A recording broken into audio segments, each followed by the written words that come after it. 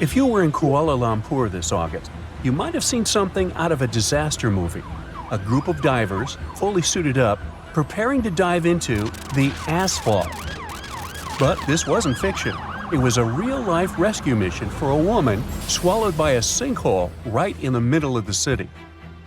She was walking down the street when a 26-foot-wide hole opened beneath her feet. The entire city of Kuala Lumpur was shocked by what happened. For days, a team of over 100 rescuers tried locating the Indian tourist, but all they found was a pair of slippers after 17 hours of searching. The city even hired divers who went down the sewers in full scuba gear. Their reports weren't too hopeful, though. They said it was pitch black down there, and their missions would constantly be thwarted by strong currents of water and sewage. Sinkholes are like nature's surprise trapdoors. They happen when underground erosion, often caused by water, weakens the ground beneath us. Running underground water dissolves minerals deep within the soil, leaving gaps within the rocks. This process, known as weathering, weakens the soil a lot. Once the voids and gaps become large enough, the top surface collapses, creating a giant hole. This happens without any warning, though. The Kuala Lumpur sinkhole was just one recent example, and it wasn't even the last. A second hole opened in the same neighborhood days later. Business owners kept saying how terrible for business this was. This area of Kuala Lumpur was usually busy with tourists, but the disasters kept them away for days. Sinkholes aren't fussy about when or where they show up. Look here, this is a scene from Naples, also earlier this year. It was a typical Wednesday morning when a sinkhole suddenly opened on a quiet street, swallowing 2 cars in the process. One of the cars was parked, but the other had people inside. By some miracle, the passengers managed to escape with just minor injuries, but the incident shook the entire city. The mayor blamed the event on years of neglecting the city's sewer system, saying it was the poor infrastructure that had made the ground unstable. Oh, and then there's Florida, nicknamed Sinkhole Alley for some good reasons. This year, Highland City, about 40 miles east of Tampa, experienced a dramatic sinkhole event. A local named Kyle was woken up by his frantic neighbor early one morning. When he went outside, he discovered that a 60-foot deep sinkhole had appeared in his front yard, just inches from his kid's bedroom. Kyle was terrified, especially with his little one so close to the danger zone. His house wasn't damaged, but it was a narrow escape. Sinkholes aren't new to Florida. Back in 2013, Hillsborough County saw one of the most tragic sinkhole incidents in the state's history. Jeff, the resident of a one-story home built in the 1970s, was sleeping peacefully one night when the ground beneath his house began to collapse. Within a few minutes, a sinkhole had opened, swallowing part of the house with Jeff still inside. The other 5 people in the house managed to escape, but he wasn't as lucky. By the time the fire department arrived, they judged it too dangerous to conduct a full-scale rescue. Sinkholes are too unpredictable, and sending heavy equipment into the area could have caused the ground to give away even further. The county was so shocked by the event that they purchased the land where the sinkhole opened, plus some surrounding properties, to make sure no one would ever build there again. It turned out to be a smart move, as the sinkhole reopened twice more after the initial collapse. Both times the area was empty, so nobody got hurt. What makes Florida especially vulnerable is its unique combination of factors. Most of the ground in the state is made of carbonate rocks, like limestone, which are highly porous and erode easily. The state also experiences cycles of drought followed by heavy rainfall, which weakens the ground even more. To top all of that, the rising sea levels mean that groundwater is rising too, which only makes matters worse. Local governments have tried to manage the situation by changing the course of underground water currents and reinforcing vulnerable areas. But sinkholes are something they can't really get rid of. I know what you're thinking. Sinkholes are terrible villains. But they aren't only bad. In some cases, they become tourist attractions and even homes to unique ecosystems.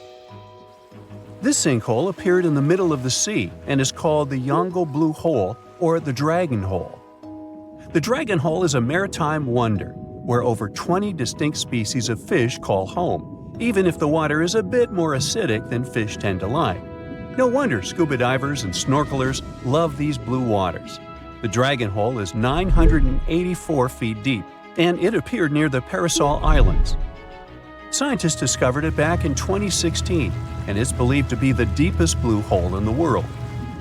A blue hole happens whenever a sinkhole forms underwater. Here's your quick science overview. Under any body of water there is land, also known as seabeds or ocean floor. Let's say this seabed is formed by carbonate rock, such as limestone.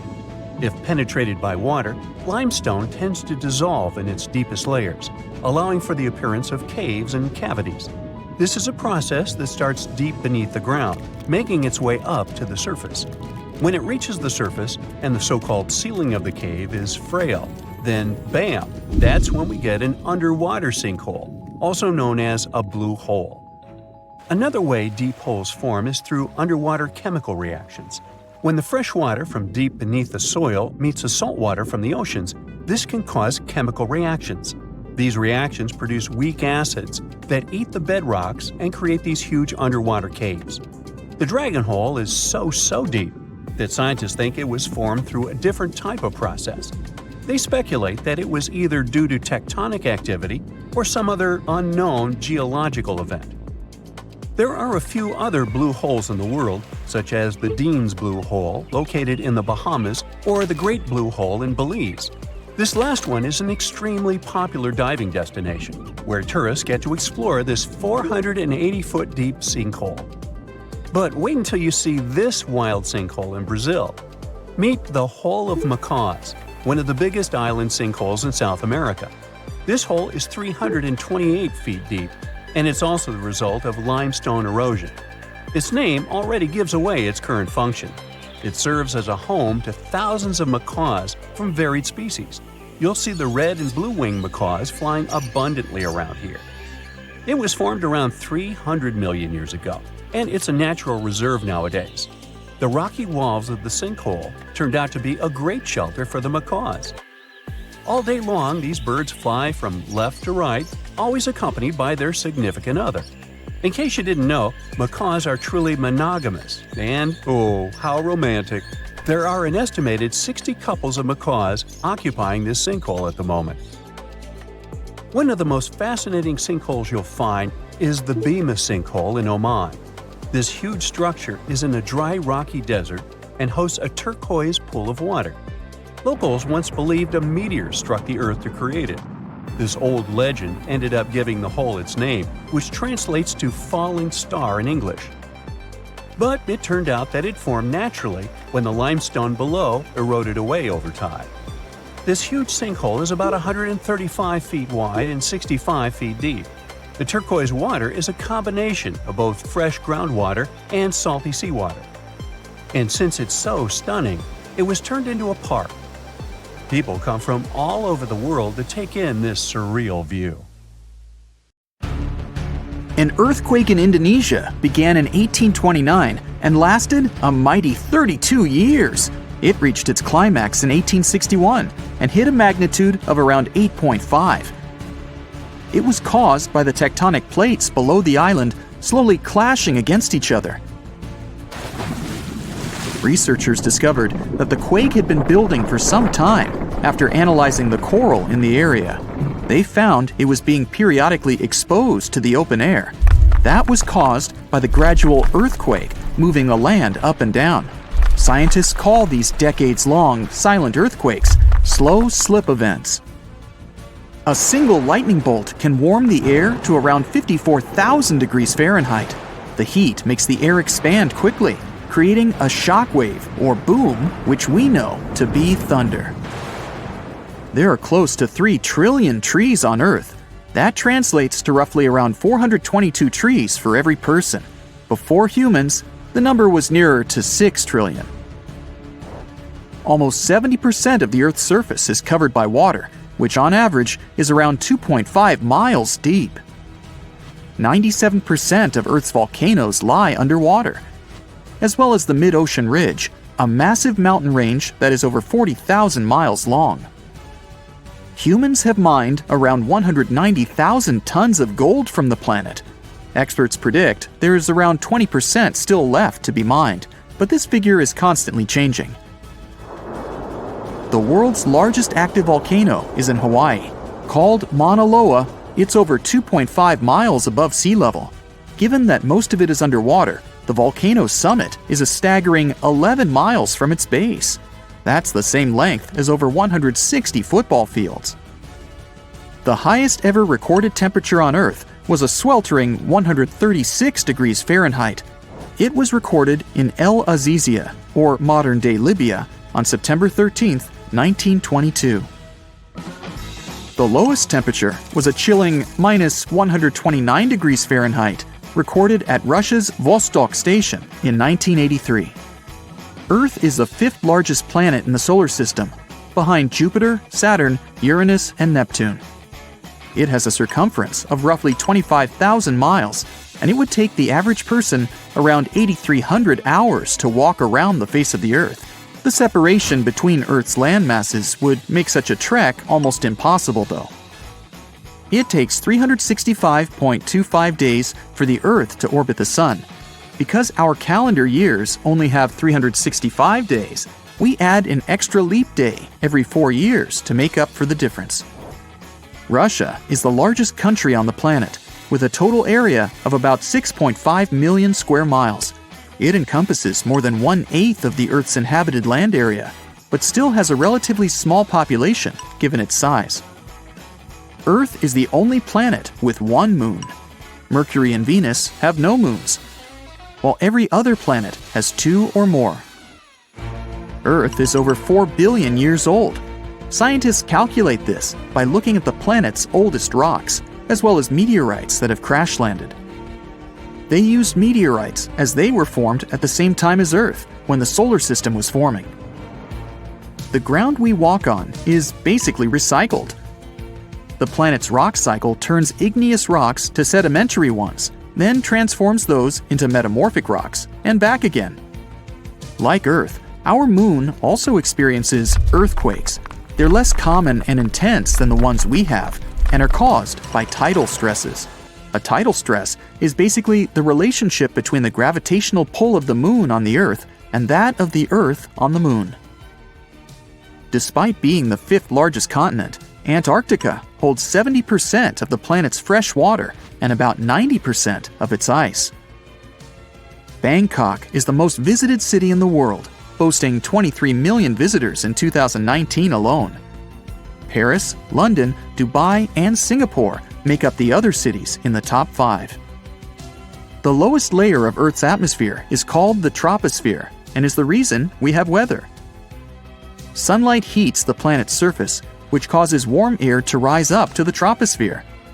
This air then expands and cools as the air pressure decreases and sinks down, where it is then warmed by the Earth again. Coral reefs are the largest living structures on the planet, with some even being visible from space. Coral reefs hold the most species per area of any of Earth's ecosystems, even more than rainforests. Earth got its name around 1,000 years ago, and it comes from the German word meaning the ground, but there's no evidence to show who actually named it. Of all the planets, Earth is also the only one which is not named after a Greek or Roman deity. The deepest point of the ocean is the Mariana Trench. It's a whopping 7 miles below sea level. Coastlines cover about 20% of U.S. land, but are home to more than 50% of the U.S. population. The Earth isn't actually a sphere. It's more like a squished ball that bulges at the equator. The bulge is caused by the force of the Earth spinning, which makes the north and south poles slightly flat. The Earth spins on its axis, which is basically an imaginary straight line. Earth has seasons because the axis is tilted, causing the sun's rays to hit different parts of the planet more directly, depending on the time of year. If the sun was as tall as a standard door, the Earth would be around the size of a nickel. The Earth's rate of rotation is gradually decreasing. It's happening so slowly that it would take as much as 140 million years for the length of a day to increase to 25 hours. Get equipped for any season with brand new Brightside merch. Click the link and grab your print. the biggest animal on Earth is the Antarctic blue whale. It can reach lengths of 100 feet and weigh up to 400,000 pounds, which is around the same as 33 elephants. The temperature at the center of the Earth is around the same as the surface of the Sun, at almost 10,000 degrees Fahrenheit. Earth is around 10,000 times older than humans. Earth is around 4.5 billion years old, whereas humans have been around for, at most, 450,000 years. There are around 34,000 known species of fish. The actual number is way higher though, as a whopping 95% of our oceans still haven't been explored. America's Route 66 is longer than the journey to the Earth's core. The distance to the core is roughly 2,000 miles. Route 66 is almost 2,500 miles. The Earth is made up of three main components: the crust, the mantle, and the core, which is divided into the outer core and the inner core. Scientists have estimated that there are around 8.7 million species on the planet. Out of this, between 1 to 2 million of these species are animals. But roughly 86% of land species and 91% of fish have yet to be discovered by humans. Ancient astronomers used to think that the Earth was the center of the universe. For 2,000 years, they believed the Earth to be static, while other bodies traveled in orbit around us. In 1543, Copernicus published his sun-centered model of the solar system. Earth is the densest planet in the solar system. The density varies across its different crusts, but the planet's average density is just over 3 ounces per cubic inch. Mount Everest is the highest point on the planet. Its peak is the highest altitude above sea level at around 5.5 miles. Each year, 1 septillion crystals of snow fall on Earth. That's a trillion snowflakes. Snow covers about 31% of Earth's land area each year. Of Earth's water, only around 3% is fresh water. The other 97% is salted. Of that 3%, about 2% is frozen in ice and glaciers. So, less than 1% of the planet's fresh water is actually in lakes, rivers, and underground. The world's largest inland body of water, or lake to us normal people, is the Caspian Sea. It has an area of 140,000 miles squared. The world's deepest lake is Lake Baikal in Russia and is 5,300 feet deep. Earth's atmosphere is roughly 78% nitrogen and 21% oxygen, with small amounts of water vapor, carbon dioxide, and other gases.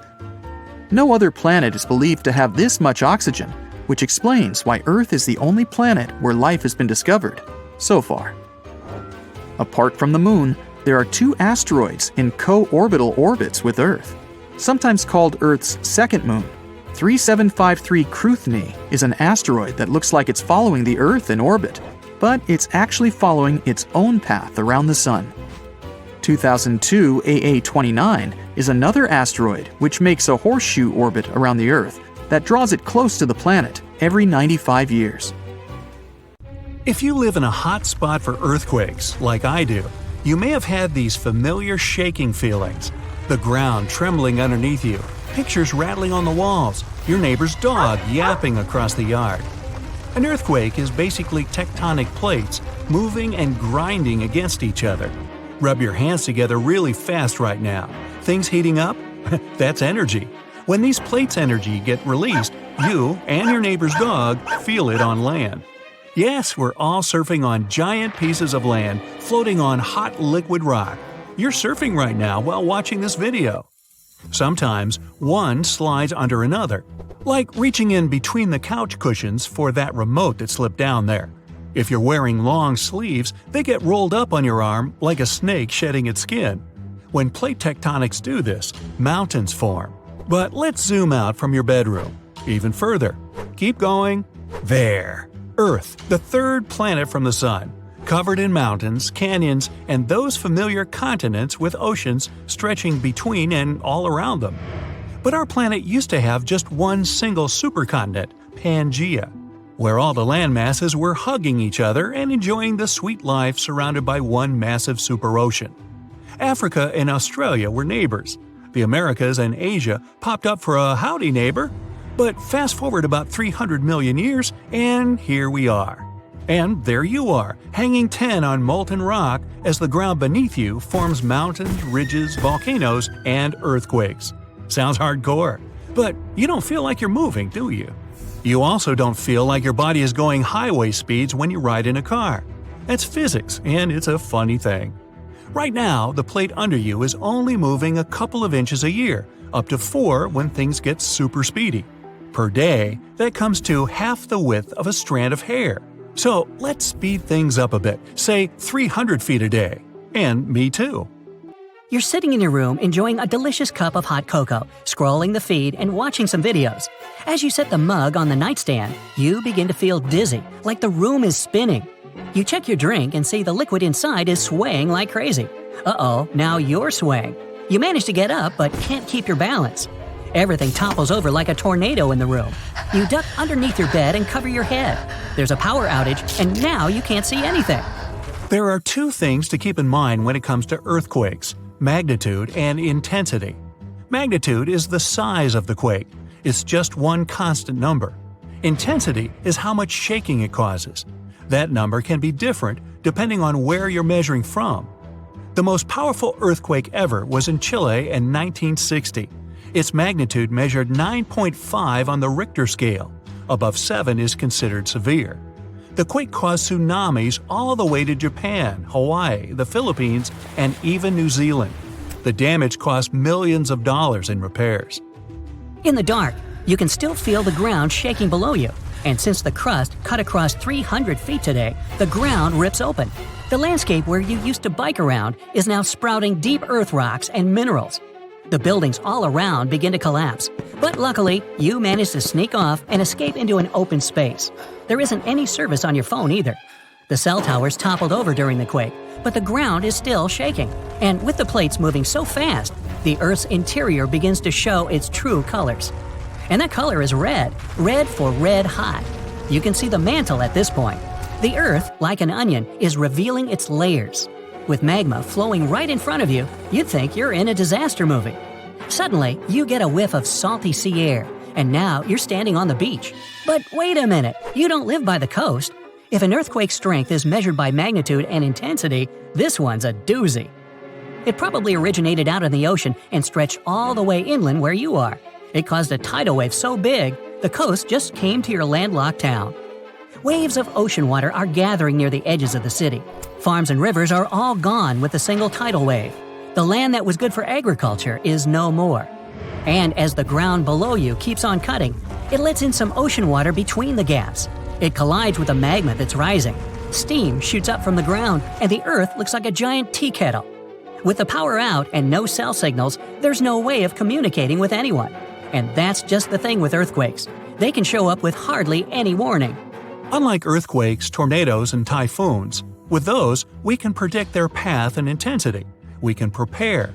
Even volcanic eruptions give people enough time to evacuate and reach safe ground. But earthquakes are just in a league of their own. And with all the buildings collapsing around you, you'd be seeing a smokescreen of dust and debris. The air would be unbreathable. Better grab a gas mask. Off in the distance are the mountains you've always enjoyed. You trekked along the trails every other weekend and had some fantastic camping trips along the river. But the earthquake drags across the center of the mountain and creates enough pressure to cut it. Trees start falling over. The mountain becomes a pile of rock and dust. It's not over yet. The shaking ground makes large pieces of land and rock slide down and head towards the town. Some landslides are so massive, they're enough to wipe out entire villages in remote areas. Many come after heavy rain, others come completely unexpected. With the ground opening beneath you, many of the objects on land get swallowed into the pit. Cars, trees, buildings, statues, you name it.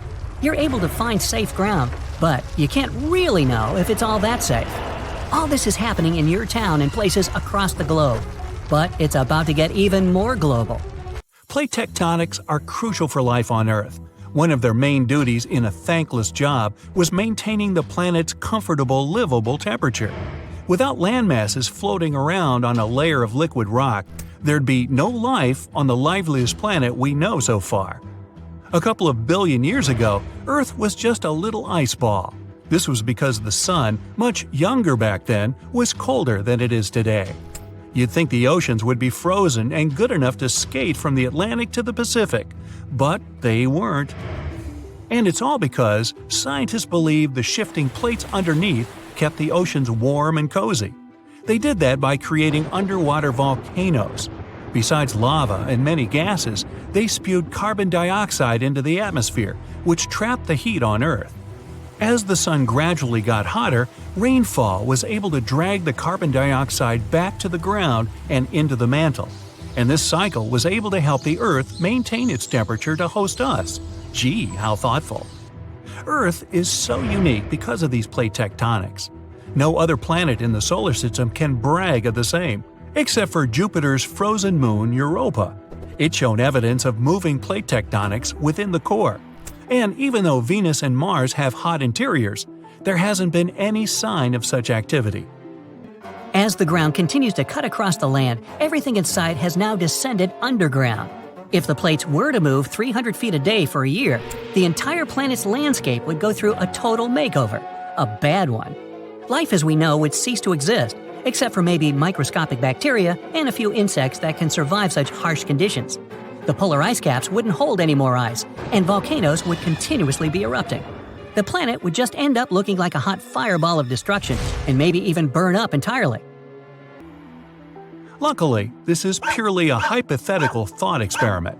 So, sit back, relax, and don't worry about the ground moving under your feet. It's taking its sweet time at a safe pace. Woohoo! Floods, tornadoes, tsunamis, hurricanes, yikes. All these natural disasters can get extremely dangerous, but we're kind of familiar with them. But how about a natural disaster that has never happened before, but could occur any moment now? It might be a super eruption. That's what happens when a supervolcano erupts. You might know that Yellowstone Park is located on top of a supervolcano. The last massive eruption there happened about 664,000 years ago, and the one before that, approximately 1.3 million years ago. If we do the math, we'll understand that the next eruption might be due anytime soon. There's no strong evidence that the supervolcano is waking up or preparing for an eruption, but what would it be like if it did happen? Months before the eruption, small-scale earthquakes would become more frequent and more powerful in the area. Not long before the eruption, the growing pressure would push up the ground over the volcano, creating a dome. Narrow cracks would open along the edges of this dome. The magma would then start rising toward the surface, and then the eruption would kick off. A massive column of lava and ash would shoot up into the air to a height of over 16 miles. The volcano would keep pumping ash for days on end. The air in that area would heat up to 570 degrees Fahrenheit. For all living creatures, ash fallout would be one of the most dangerous consequences of the eruption. Buildings and trees would start collapsing under the weight of this dense substance. It would only take a couple of days for a 10-foot layer of ash to cover the territory of about 50 miles around the center of the eruption. After the ash got into the stratosphere, the temperatures all over the world would start to drop. The eruption would also be rich in sulfur, and this element is an effective sun blocker. That's why it would soon get so cold that there would be no summer in the whole world for the next several years. The monsoon seasons would change. It would be hard for animals to find food and clean water. Well now, how about a gamma ray burst? You don't stumble across this kind of radiation in your everyday life.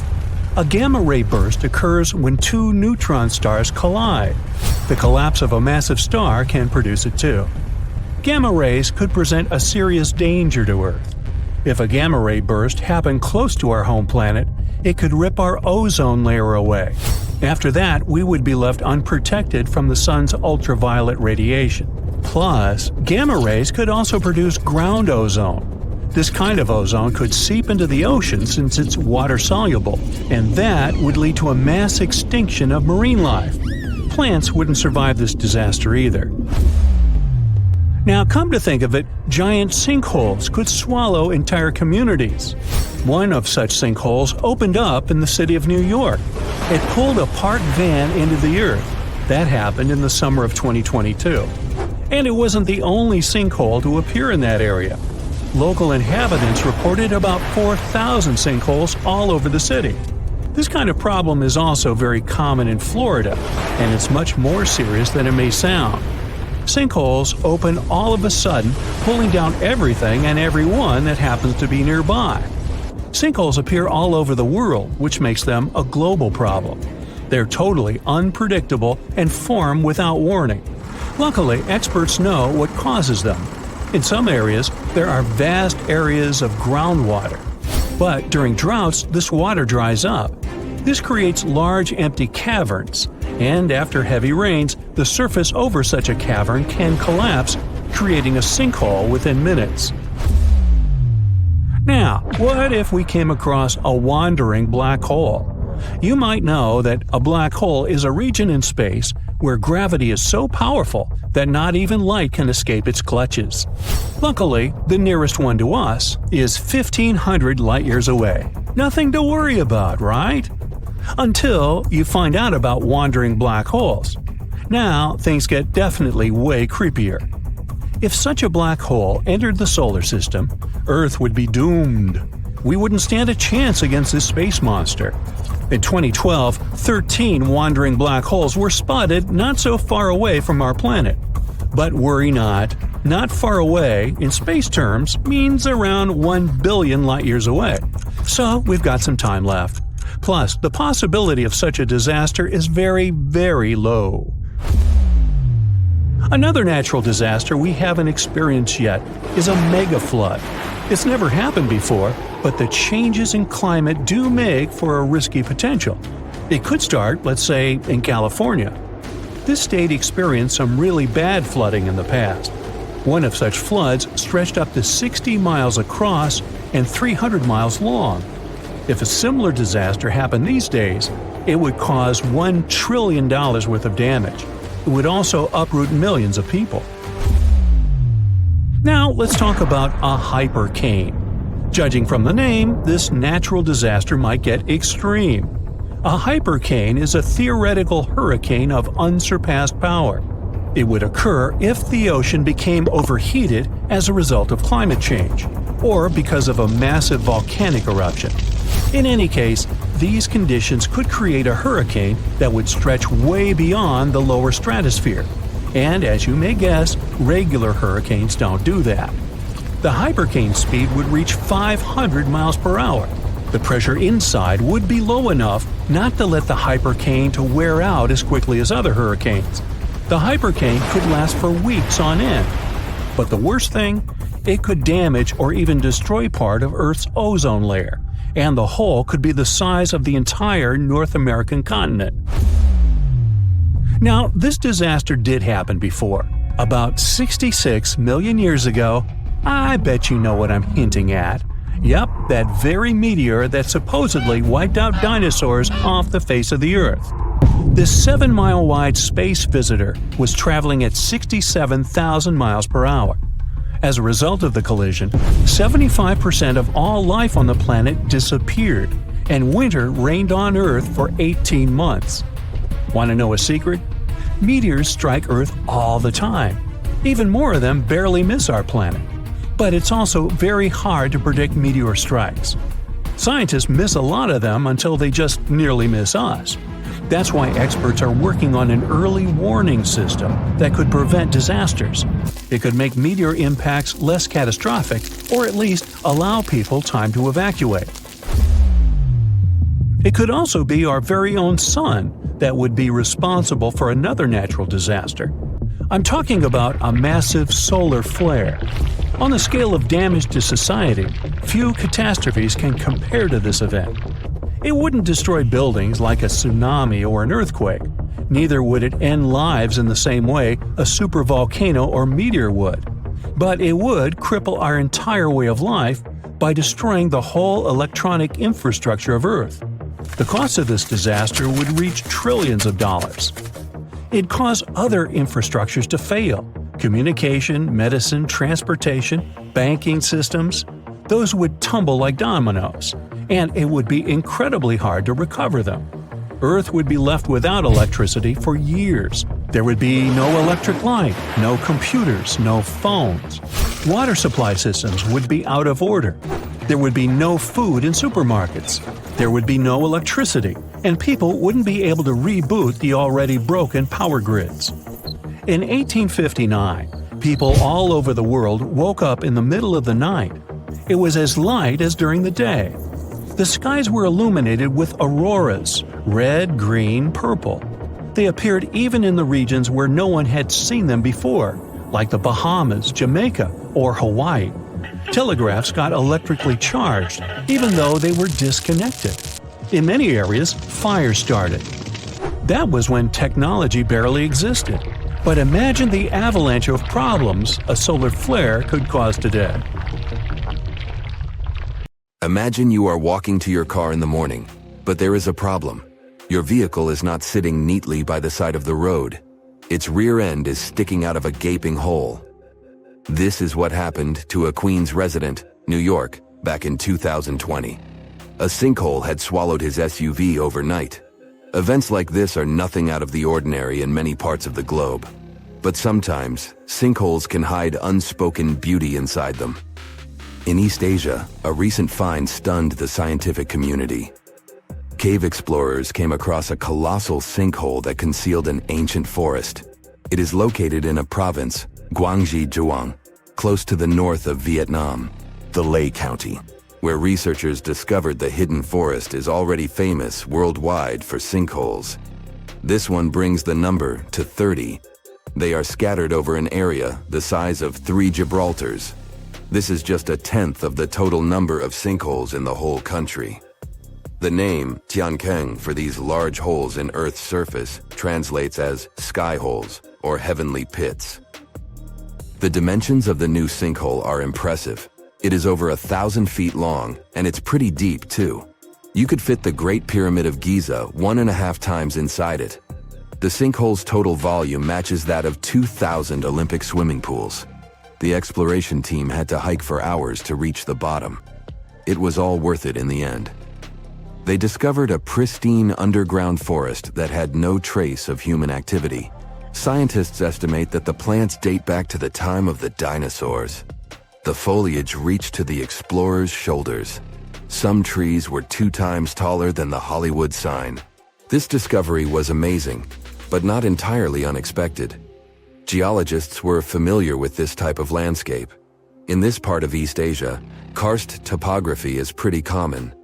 The word is Slavic in origin. Since the late 19th century, geologists have been using it to describe barren limestone regions. This type of landscape features fissures in the ground, caves, underground streams, and, of course, sinkholes. Karst forms in parts of the world with heavy rainfall. The water dissolves materials such as limestone or dolomite. This creates a scenery that many people describe as wild beauty. Karst terrains have a practical purpose as well. They are ideal for storing water that humans can drink. Around 700 million people around the world use these karst aquifers as their primary water source. In the United States alone, 40% of the groundwater used for drinking comes from them. Springs of Florida and the Mammoth Cave in Kentucky are just some of the most famous karst areas. Geologists classify around 1/5 of the U.S. land surface as karst. This type of terrain exists on other continents as well, in the Caribbean, Europe, Australia, and Asia. Due to local differences in climate and geology, karst doesn't appear the same everywhere. In the Spanish province of Malaga, the landscape consists of barren rock. This is what the karst regions of Italy, Slovenia, and Montenegro also look like. In East Asia, the landscape over the karst is green. This is because of the humid tropical climate. Sinkholes and cave entrances are usually hidden behind lush vegetation. The region's unique appearance got it inscribed on the UNESCO's World Heritage List in 2007. The world's second most populous country is home to 2/3 of the planet's natural occurring sinkholes, Tiankengs. They start to form when rainwater seeps into cracks in the limestone. Over time, the gaps widen as more and more material is washed away. At one point, the ground above the limestone becomes unstable. The end result is the collapse of the surface layer. This happens suddenly and without prior warning signs. Once a hole forms in the ground, water starts filling it up. Another way for a sinkhole to form is the existence of an underground cave. Its roof can collapse. The shape of such sinkholes resembles a funnel. It is wider at the opening on the top and narrower near the bottom of the pool. The most famous of these sinkholes are cenotes. They occur naturally on the Yucatan Peninsula in Mexico. The region is home to more than 2,000 cenotes. They are all former caves whose roofs had collapsed at some point in time, and they are filled with fresh water. The local people have been using them as water sources for thousands of years. The ancient Mayas gave them mystical symbolism. For them, the cenotes were passageways to the other world. In reality, they are just a feature of karst terrain. Sinkholes that form in regions with abundant rainfall and limestone beneath the surface soil. The depth of a sinkhole can vary significantly. The smallest are barely 3 feet deep. When it fills up with water, it turns into a pond. A large lake can form in the place of a large sinkhole. One example is the Red Lake in Croatia. The most impressive thing about it are the steep cliffs that rise above the lake. They are nearly 800 feet tall.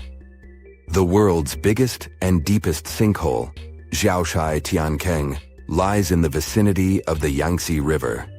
The outside world discovered it only in 1994. The hole is so deep that you could stack up 7 statues of liberty inside it. During the rainy season, a waterfall cascades from the pit's mouth into a cave system at the bottom. But not all sinkholes fill up with water. This was the case with the newly discovered giant sinkhole in Asia. It developed its own ecosystem. The high humidity and low temperature inside it were perfect for plant life to thrive. The very bottom of the hole is connected to an underground water flow. Scientists discovered 72 species of rare wild plants in the area. They are in danger of disappearing on the surface, but inside the sinkhole, they have found the perfect conditions for growth. The enormous opening in the ground is essentially a wildlife refuge. This was confirmed in 2021. That's when biologists discovered 2 species in the Yunnan province that they previously thought had gone extinct. Who knows what other animal and plant species are still hiding in there? Exploring these underground cave systems can be quite dangerous. They are often home to venomous snakes and mosquitoes. Even descending into a sinkhole is perilous. The cliffs are steep and stones are often very sharp. That's why the exploration of sinkholes in Asia is going slower than research would like. The sinkholes I've mentioned so far have all formed naturally. Erosion is the main process behind their creation. But the ground can also open because of human activity. Everything from a construction site to a leaking sewer pipe can cause the earth to give way. Sinkholes in urban areas pose a risk to infrastructure. One of the most famous examples of this happened in Japan in 2016. A busy street in downtown Fukuoka collapsed near the main train station. The sinkhole severed power lines and pipes that lay underground. Luckily, no one was injured. The diligent Japanese engineers repaired the damaged road section in just 48 hours. The biggest issue with sinkholes is that you never know when and where they are going to open. The best tool that geologists have for detecting underground cavities is ground-penetrating radar, GPR. It resembles a land mower. The operator goes up and down a troubled area to scan the ground underneath. The radar sends out impulses that detect any contrast between different materials. It feeds back this info in the form of a 2D or a 3D image. Once engineers detect a potential sinkhole, they use different techniques to stabilize the ground above it. The simplest method is called grouting. It involves filling the hole so it won't collapse. The most common materials are polyurethane foam and cement. The alternative is to lift a structure above the sinkhole. This technique is called underpinning. Workers drive steel rods into the load-bearing deeper layer of soil. This is the same construction method engineers use to erect stilt houses above the waterline. Now, have you ever wondered about the longest time it rained nonstop? Even an hour of rain could be a big deal if you're hanging out in a dry spot like the Atacama Desert in South America. It can set a record for that place. But in super rainy spots like the Amazon rainforest, having 40 days of rain in a row might not even turn heads. Interestingly, we only have rainfall records where people live and keep track. Many towns and cities skip the whole rain data collection thing. Plus, there are so many places on Earth where nobody lives, like rainforests or the open ocean. So our rainfall knowledge is a bit patchy. Now, if we were to talk about records, Hawaii has a couple. People there have some seriously long rainy days, especially on islands where winds come from the mountains. From 1939 to 40, they recorded 331 days in a row with measurable rainfall. If you're a person who likes to watch the rain at home with a cup of tea, this might sound ideal to you. But we need to see the sun at least occasionally. Getting some sun is good for your body and soul. Obviously, you get vitamin D. Just 5 to 15 minutes of sunlight a few times a week can make a real difference. And have you ever heard the phrase sunny disposition? Researchers found that people feel down when there's not much sun around. Sunny days make us happier. Sunshine boosts your serotonin, which fights off bad moods. That sunny serotonin isn't just for your mood, it also helps you sleep. And it's also a heart assistant. When the sun hits your skin, your body releases something called nitric oxide, which chills out your blood pressure. Healthy blood pressure means a healthier heart. Now, go tell that to the people who had to go through 881 consecutive days of rain. Yeah, the record was set almost 3 full years of rain. This happened from 1913 to 1916 in Hononumomaki, Hawaii. It rained like there was no tomorrow because the region is a tropical rainforest. How do clouds make rain? Well, rain happens when damp air goes up into the sky and gets a bit chilly. As this air cools down, tiny water vapor molecules huddle up, forming super small droplets that look like a fluffy cloud team. Now, inside these clouds, things get playful. The air moving around can sometimes make these droplets bump into one another and get bigger. Then they can turn into ice crystals high up in the clouds where it's chilly. These little ice buddies get heavy enough to take a tumble down, melting in the rain on the way to the ground. Now, there isn't just one type of rain. Raindrops can come from all kinds of storms. Thunderstorms show up, make a splash, and then they're out. They can dump a ton of rain in no time. Other storms, like winter storms, are more laid back. They stick around for days and dish out gentle rain or even snow if it's cold enough. Usually, the weather switches between moods. It's nature's way of balancing things out. After stormy weather, the sun comes out, the air dries up, and we get to enjoy some clear skies. But things can get interesting if you're in a place with mountains near the ocean. When moist air hits the mountains, it's forced to climb over them, creating rainfall lasting sometimes for weeks. What if I told you there was a time on Earth when rain fell continuously for 2 million years and completely reshaped the planet's destiny? At the end of the Permian era, around 234 million years ago, I wasn't around then, but I read about it, the Triassic period began, marked by the onset of an extended period of rainfall. This phenomenon is now called the Carnian pluvial event. Well, that's what they decided to call it. Recent studies, supported by evidence, suggest that it didn't reshape the planet in that sense, and that it was triggered by coal combustion. The rain wasn't continuous either, so we just debunked a myth here. Woohoo! Next, we have columnar jointing. This is the fancy term for groove patterns that form in lava flows, sills, dikes, and other rocky stuff. These lava creations come in all shapes and sizes. Most are seen as straight, parallel columns. Some have curves and varying widths. They can be as high as 1,181 inches. I'll save you the math. It's roughly 98 feet. The columns are formed by pressure and the cooling process. As lava becomes cooler, it shrinks and forms cracks. Once a crack starts, the lava moves around. These cracks expand to the surface of the flow. Water sneaks into the cooling lava, making it chill down fast starting from the surface, leaving its mark in those patterns. Devil's Post Pile in California is a must-visit place if you want to see columnar jointing. But hey, they're found all around the world. Let's raise our heads to the sky to see something magical. Fire rainbows, also known as circumhorizontal arcs, look like flames dancing above the clouds. To see these eye-catching arcs, you need a special cloud type called cirrus clouds and the sun at least 58 degrees high in the sky. It's a VIP collaboration between sunlight and clouds. Let's break it down further. Take London, for instance. It's around 51 degrees north. Now, sorry Londoners, no fire rainbows for you. Now we move to deep waters to see underwater crop circles. These are giant circular patterns found in 1995 near the shores of southern Japan. Locals were baffled. They dubbed them mystery circles, as if the ocean had a secret talent for sand art.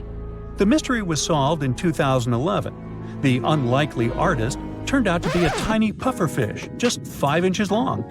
The researchers found out that males were on a mission, spending a solid 7 to 9 days building their circles by swimming in and out and using their fins to carve valleys into the sandy floor.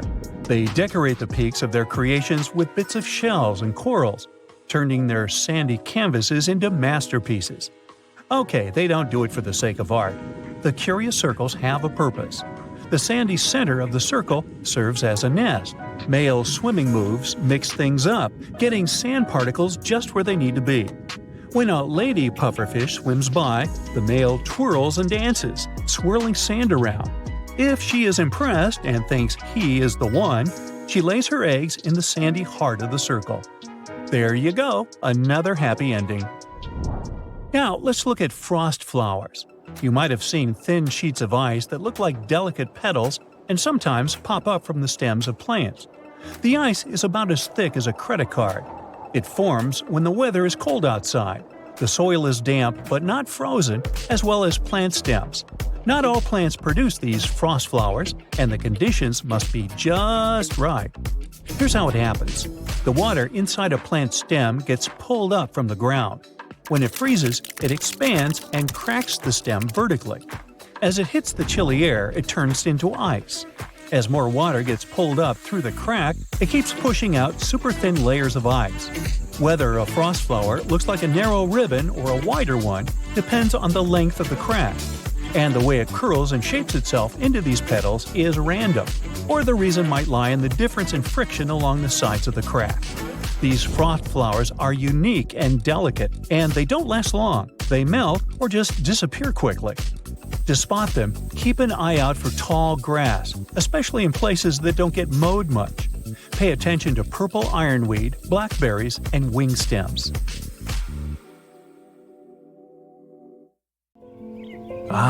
You're on the grass, looking up at the blue sky, enjoying some singing birds and catching some rays. You watch different shaped clouds soaring slowly, high up in the air. Suddenly, you hear a powerful loud rumble coming from far away. You get up and notice a gigantic thick cloud ahead. But it's not the size that scares you, it's the shape. The cloud looks like a skull. Don't worry, it doesn't mean anything bad's gonna happen. Anyway, it's not even a cloud. A few years ago, a skull formed out of thick smoke over Mount Vesuvius in Italy. That's the same volcano that erased the ancient city of Pompeii from the face of the earth. Of course, back then, many people were afraid that the volcano would erupt again. Luckily for everyone, the volcano's still in a deep sleep. It was just a nearby forest fire that caused the famous skull cloud. But the locals weren't so sure. Some thought that the fire and the skull were set on purpose. Wouldn't be the first time. Centralia, Pennsylvania. Population, well, just look around. Looks a little scary. Bare trees, no animals, no people. All the buildings are empty. Roads are all cracked and strewn with gravel.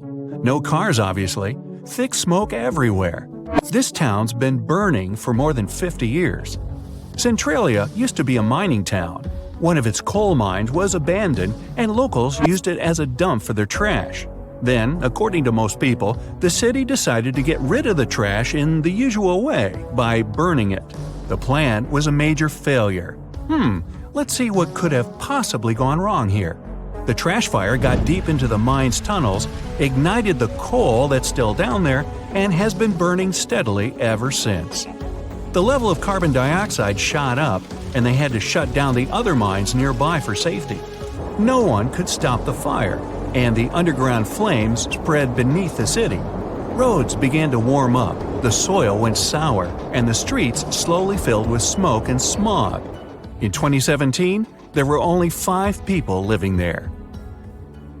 Welcome to Abraham Lake in Canada. It's completely frozen. You step onto the transparent ice and look down at what lies beneath. No fish, just some mysterious frozen bubbles. They look like small clouds frozen in ice, or jellyfish who forgot to pack a winter jacket.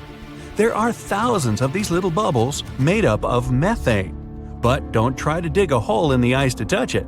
Methane is highly flammable.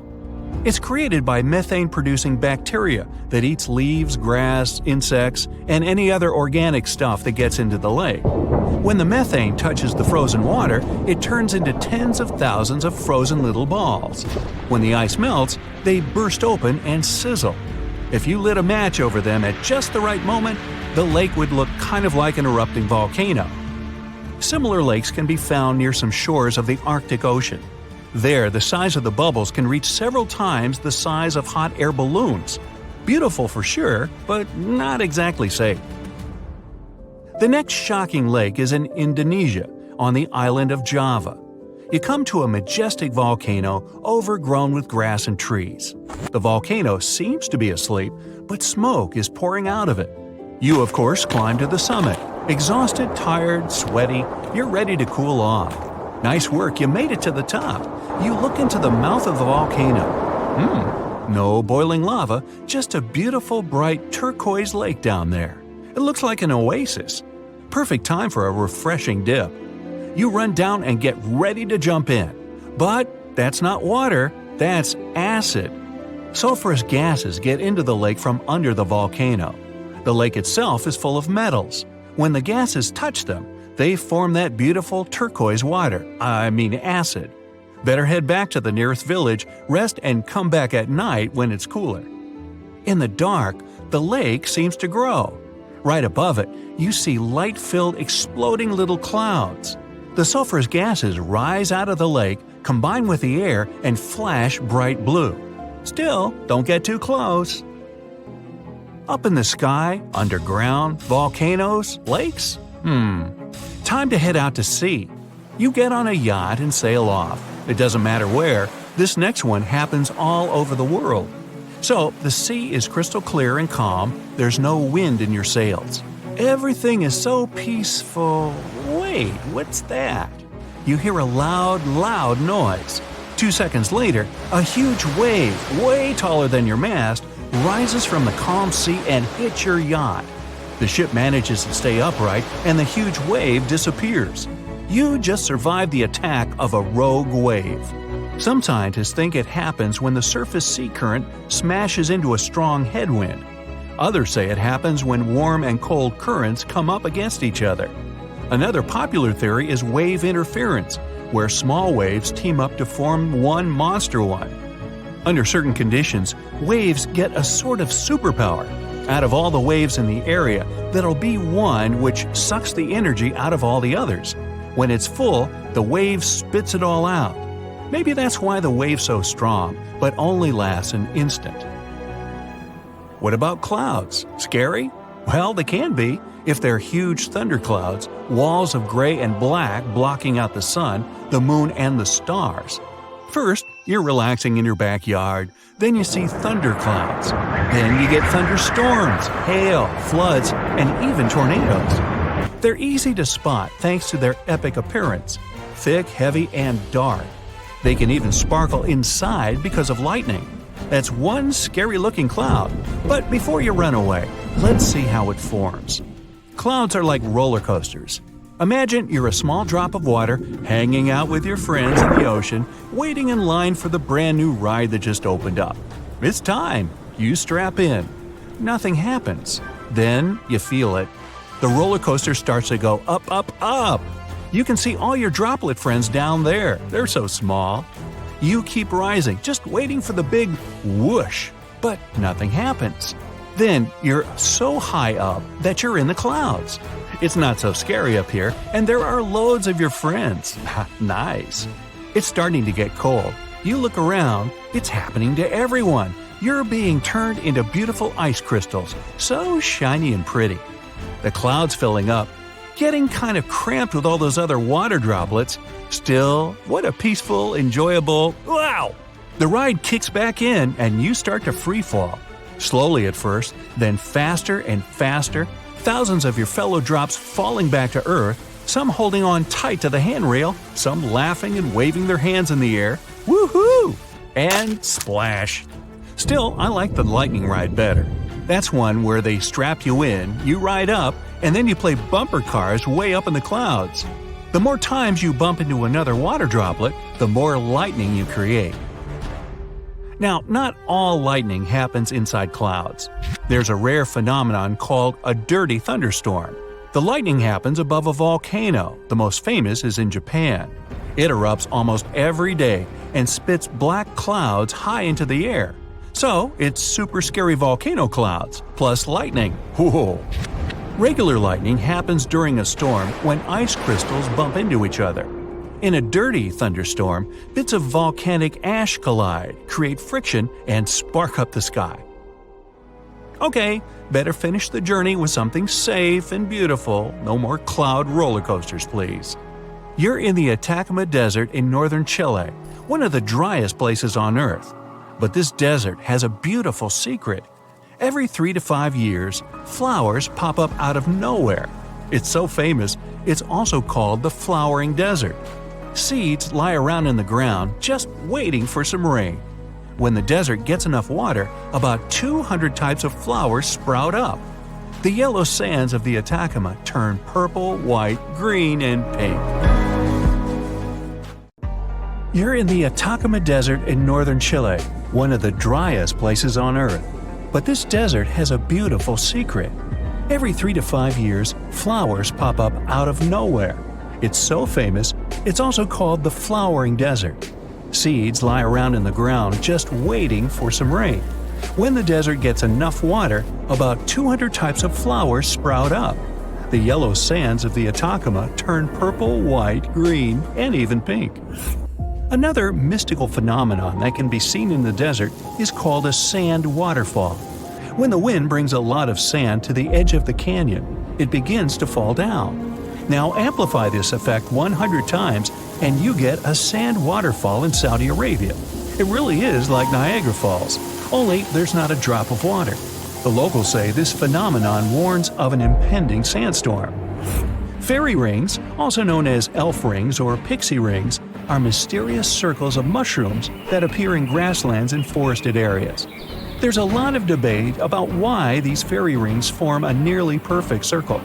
Some superstitions claim that fairy dances would burn the ground, causing mushrooms to rapidly grow. In southern India, between July and September 2001, people witnessed one of the strangest weather phenomena in recorded history. The rain was red. What many would have thought to be a typical rainstorm left them shocked. The color was bright enough to stain clothes. There were other colors too, such as green, yellow, brown, and even black. In the middle of a monsoon, red rain started to fall, and so did periodically for several weeks. Researchers have found this unusual rain is stained either by dust or algae, so don't try to catch any on your tongue. Scientists aren't entirely sure how the algae got all the way up there. This does make events like this a little unsettling. Now, people who live in rural central Norway over the Hessdalen Valley can often witness floating lights of white, yellow, and red cross the sky. The lights appear both at day and night, and once back in the 80s, the 1980s, they were spotted 15 to 20 times in a single week. The Hessdalen lights can last just a few seconds, but sometimes they can last more than an hour. The lights move, seeming to float or even sway around.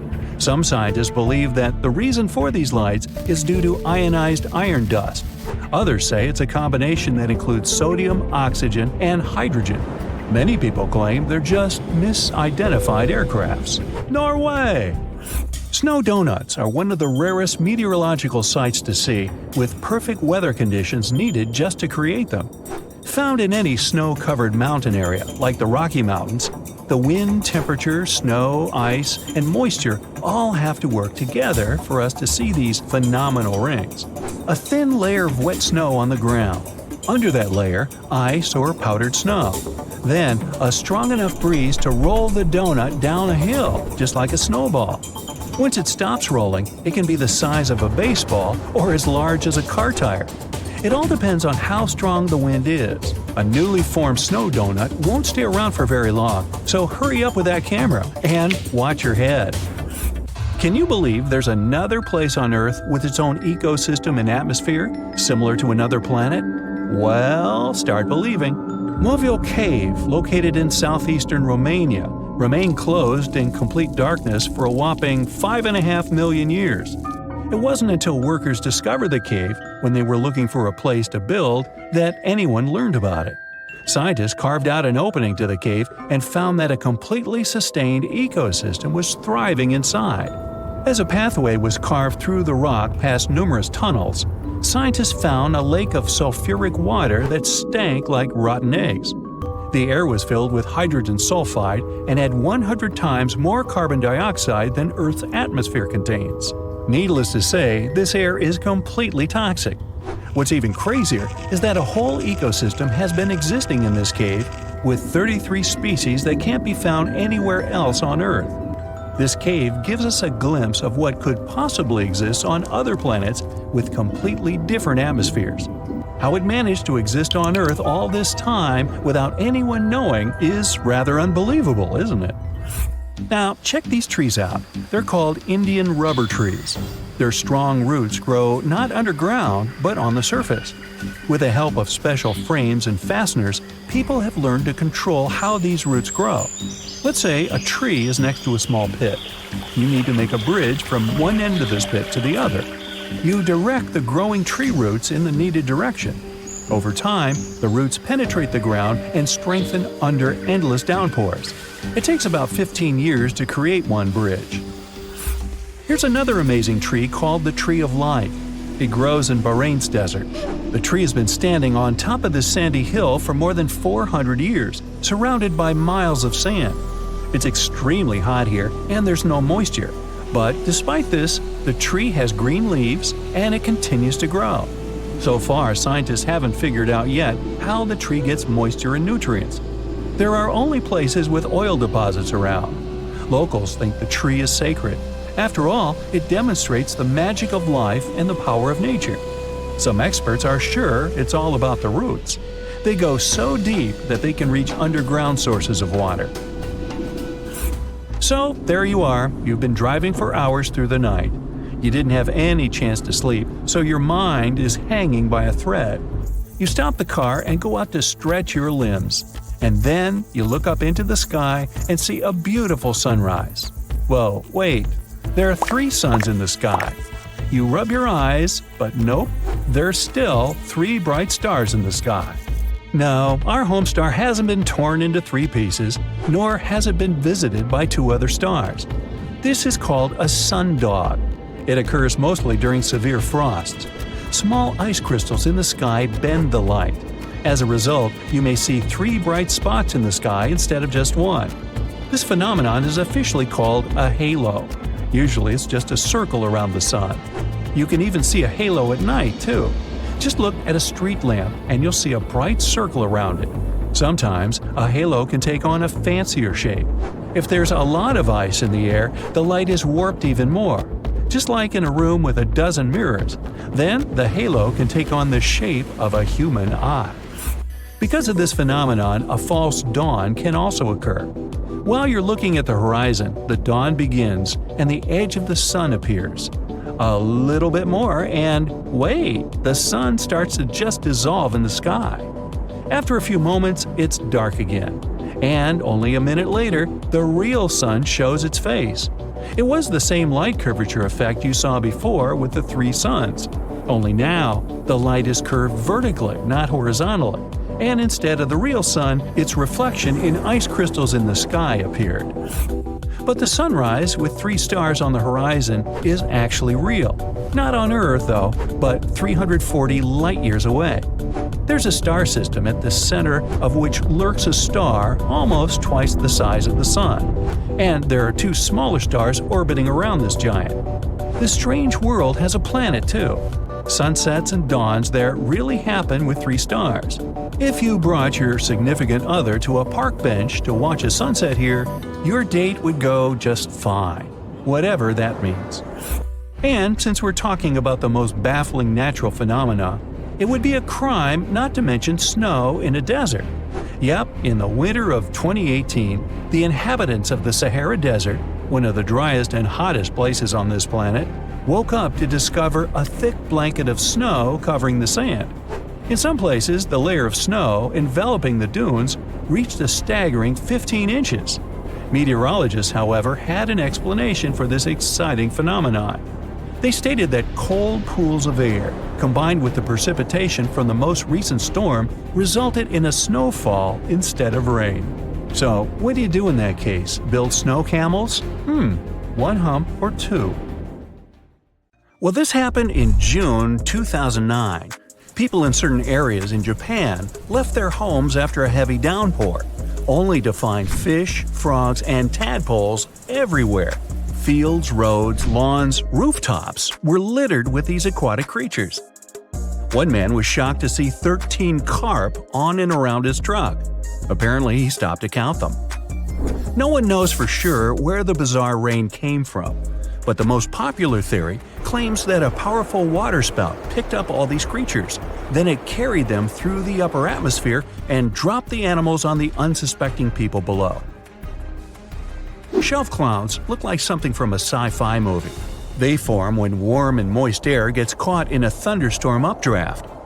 These ominous clouds most often mean a storm is coming. Breathtaking rainbow clouds appear on top of cotton-like puffy clouds after thunderstorms. The puffy clouds are low-altitude ones. They usually hover at a height of around 6,000 feet. When the water vapor they contain condenses, the resulting droplets act like prisms. This forms multicolored caps over the clouds. Morning glory clouds are extremely rare. They look like massive tubes stretching across the sky. They can snake for more than 600 miles, sitting relatively low. Most researchers agree that these clouds appear when an updraft squeezes through the cloud. This creates the signature rolling appearance. The cool air at the back of the cloud makes it sink downward. The best, but not the only place to see morning glory, is Australia's Gulf of Carpentaria. If you decide to travel there to see these clouds, choose a period from late September to early November. It was 2012 when the sky turned first ominous dark, then yellow. After that, blue gelatinous balls started to fall to the ground. A man from the UK found these balls outside during a hailstorm. He was walking to his garage when he spotted something unusually bright among the whitish hailstones. When researchers examined this jelly rain, they found out the balls were made from the substance used in diapers or potting soil. It's used to absorb liquid. It's still unclear whether the balls fell from the sky, or maybe the melting ice made a few already existing crystals expand in the blink of an eye.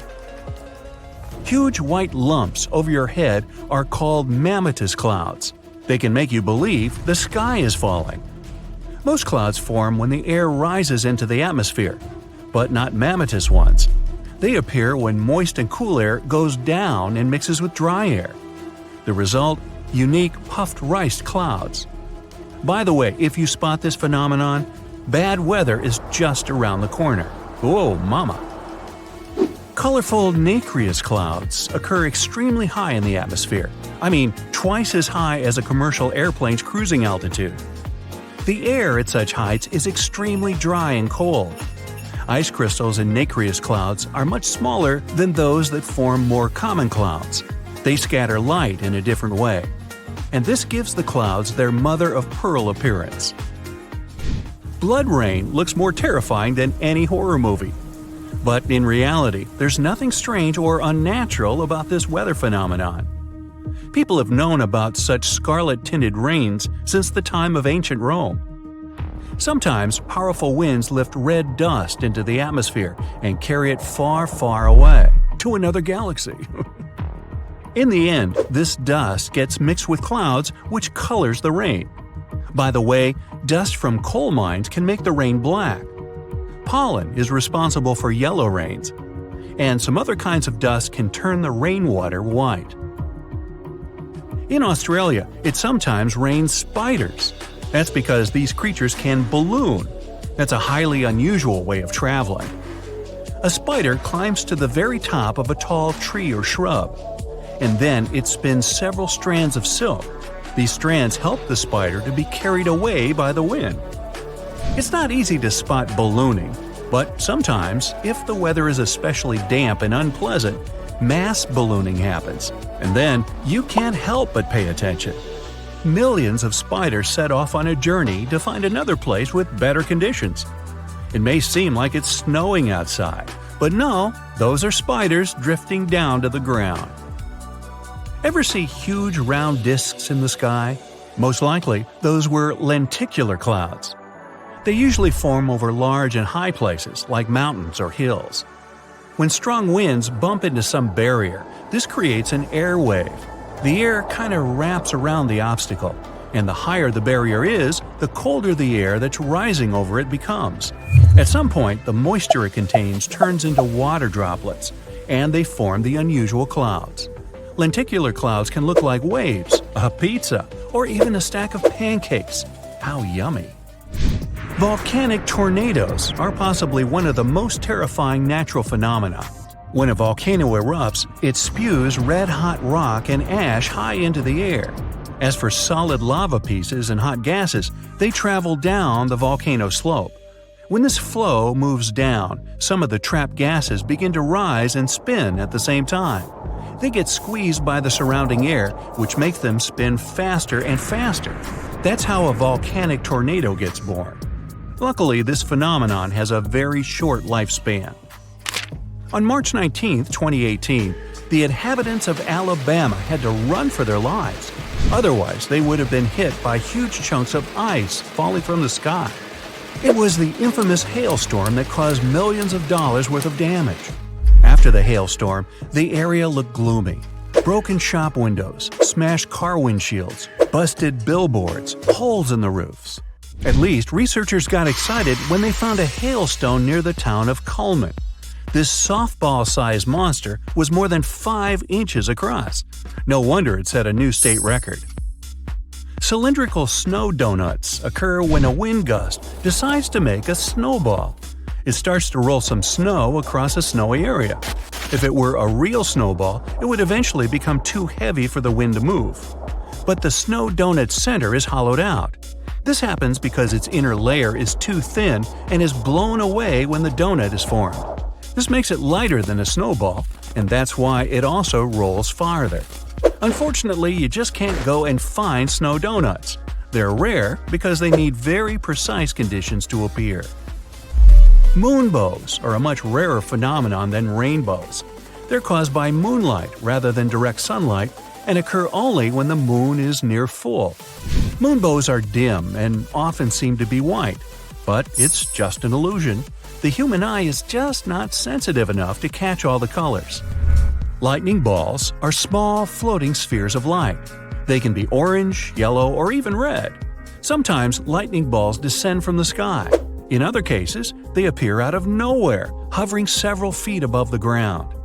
They don't emit any heat or produce very little sound. Lightning balls can bounce off objects. If they come across something electrical, like a TV, they usually disappear with a quiet pop, leaving behind the smell of sulfur. But lightning balls can also start fires or explode. Scientists believe lightning balls might be connected with thunderstorms, but there's no solid proof yet. Fog bows are almost white, pale blue on the inside, and faint red on the outside. You have higher chances of seeing a fog bow over the cold sea or ocean when warm air comes into contact with much colder air. This phenomenon also occurs when the sun is bright and the fog is thin enough for the light to get through. Pele's hair is thin lava threads. They look golden and pretty, but don't even think about picking them up. Yeah, they can harm you. The wind sometimes catches small droplets of lava coming from active volcanoes. These droplets get carried miles away from the vent. They get stretched into super thin glass wires, also called hair lava. Some strands can be as long as 6 feet. In March 2018, those who looked up in the sky in northern Nevada saw one of the rarest and most bizarre clouds ever. It was a horseshoe cloud. Such a vortex happens when a flat cloud travels over a column of warm, rising air. This air not only gives the cloud its impressive shape, but also adds some spin to its movement. But you've got to be quick. Horseshoe clouds are very fleeting and usually last for only several minutes. Frost flowers bloom on young sea ice in the Arctic Ocean or on thin lake ice. They're fragile and delicate ice crystals. These structures grow during temperature changes. They draw moisture from the ice surface and rise, capturing bacteria and salt. You can find frost flowers in Antarctica too, but wherever these crystals grow, people know disappointingly very little about them. Still, they're awfully pretty. This is John. John seems to attract all kinds of bad weather and natural disasters wherever he goes. See for yourself. One day, John notices his dog is restless. The pooch keeps scratching the entrance door and wandering around the house. He even tries to hide in the corner, howling and barking. When some mugs start to clink in your cupboard, John realizes what it means. The noise is produced by foreshocks, mini earthquakes leading up to the main event. Earthquakes often happen in clusters. After a few weak quakes, a much bigger one is likely to be on the way. Sometime before the disaster strikes, people might notice bizarre blue lights. Some of them seem to be coming out of the ground. Others are hovering in the air. These are earthquake lights. They may appear days or mere seconds before the ground starts shaking. Now, John is walking along the ocean shore. Suddenly, he sees the water retreat from the beach. Really fast. Uh-oh. John, run away as quickly as you can and find some high ground. A tsunami is coming. And your life might depend on how fast you react. If John spots a bizarre and unexpected rise in sea level, it can be another sign of an approaching tsunami. This happens in 40% of cases. The incoming water is the first tsunami wave. The second one, way larger, will come in about 10 minutes. John can also notice seawater bubbling, swirling, and creating bizarre patterns. It's another sure sign a tsunami is near.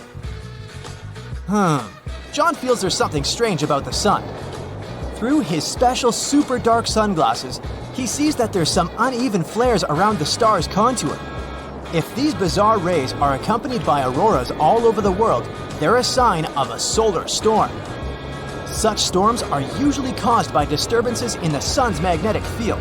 In this case, the bursts of gas and radiation on the surface of the sun get so massive and powerful that they can even reach our planet. Luckily, solar storms aren't really dangerous for people, but they can mess with electricity and even cause blackouts. The sky over John's head is darkening and turning ominously green. Something hits him on the forehead. Ouch! He picks up the offending object. It's a hailstone, but it's not that cold outside, and it's not raining. Soon, he hears some noise. It's approaching rapidly and turns into a loud roar. It sounds as if a freight train is moving towards him, but it's not a train. It's a tornado.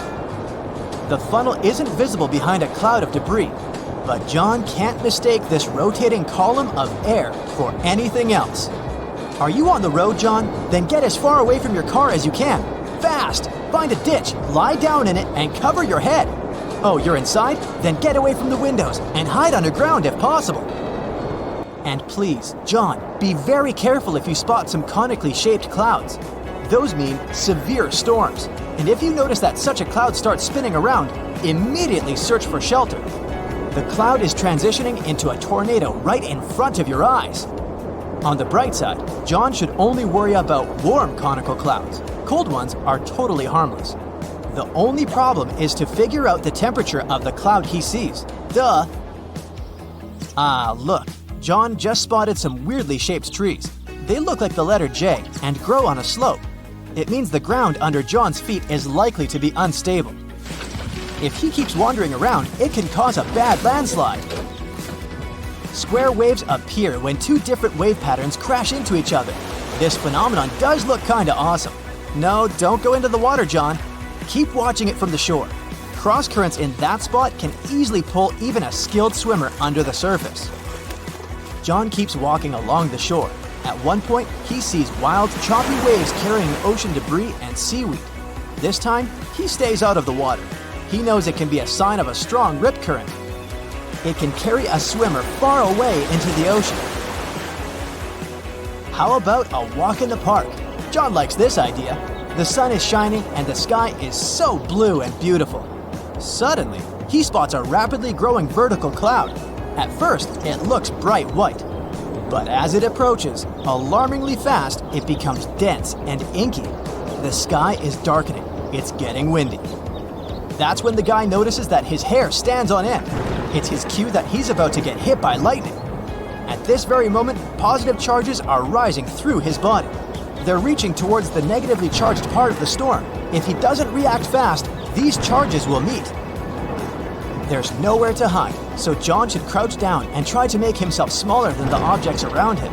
Oh no, John, don't lie down on the ground. It may be damp and thus a great conductor of electricity. There are other signs that scream danger during a lightning storm. John's palms may begin to sweat.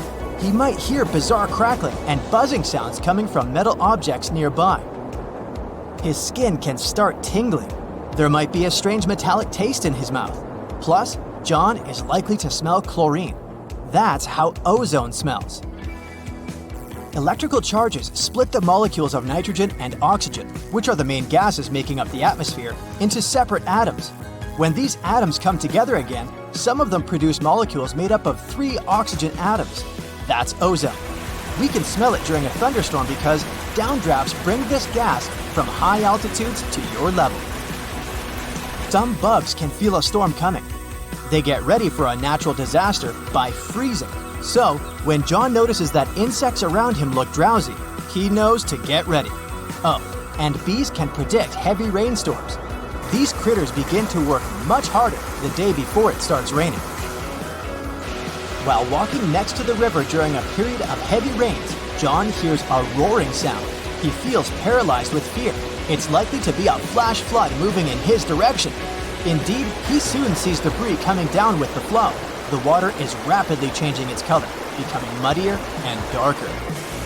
Flash floods are very, very dangerous. Take care of your safety immediately, John. Another day, John sees a spectacular wall cloud. It seems to be stretching for up to 5 miles. In the best case scenario, it's just a severe storm coming. But if the wall cloud begins to move in a circle, it's a sure sign of a tornado. John is walking across a snowfield in the mountains, listening to the sounds the ice under his feet makes. The noise is kinda hollow. Quickly check whether there are cracks around your footprints, John. If so, the chances are an avalanche is about to happen. Soon, John sees an avalanche moving in his direction. He does his best to get off the slope. In most cases, he could probably outrun it by heading downhill and then veering sideways, but not this time. He realizes he doesn't have enough time and heads for the nearest tree. If John keeps holding on to it really tightly, the avalanche might not pull him along. But if this doesn't work, he should try to swim up to the snow's surface while the avalanche is still moving. On a pretty nice summer evening, John notices leaves with soft stems droop all of a sudden. It might be because of an upcoming storm. Right before extreme weather arrives, the air usually becomes more humid. Leaves also get damp and heavy, and the wind easily flips them over.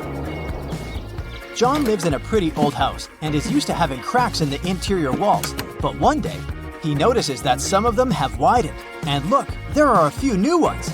It's an alarm bell. He lives in an area with loads of limestone, so new cracks can mean a sinkhole is about to open next to his house.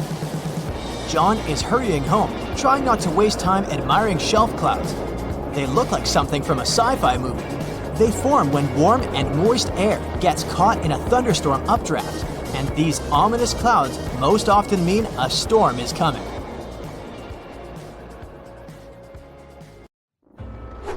Ah, Kiev, you've been dreaming of getting here for years. Getting out your trusty camera, you start taking pictures of the cathedrals, aviation museum, and the Dnipro River, when, without warning, there's an enormous boom behind you. Turning around, you see something towering in the distance. It looks like a gigantic explosion. Uh-oh, time to leave fast. In June 2020, what the people of Kiev were looking at was an anvil cloud, a rare storm formation in the sky. Forming when strong air currents carry water vapor upwards, the air expands and spreads out as it hits the bottom of the stratosphere. It pushes the dense cloud into the cool anvil shape you see, and sometimes it even gets to be a mushroom.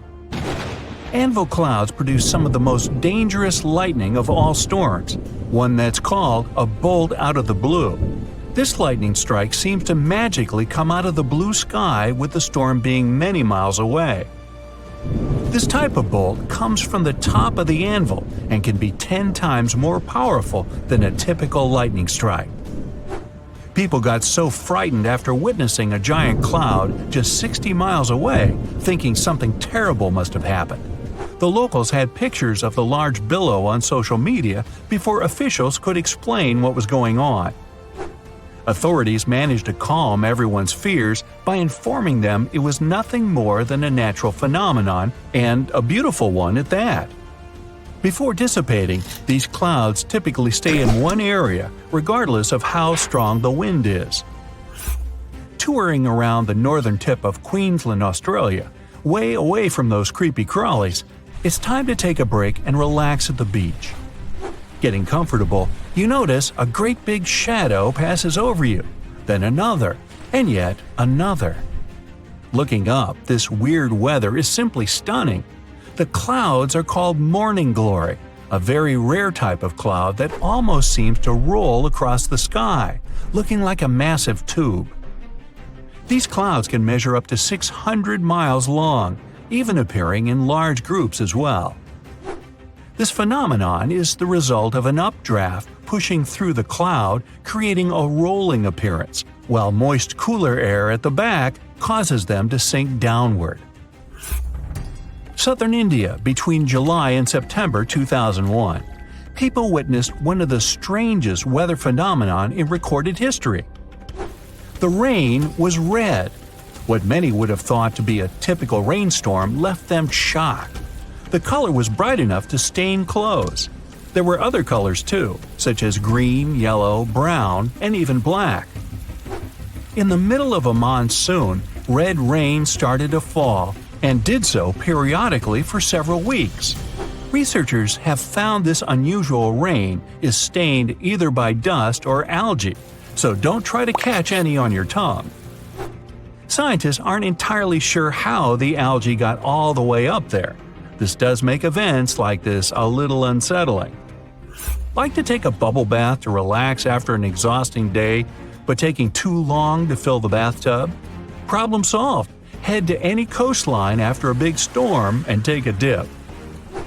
Foamy tides aren't native to any one place or location. They can be formed anywhere in the world. They're most likely to happen along rocky coastlines, like the coast of San Francisco, Northern Ireland, or the Mooloolaba, Australia.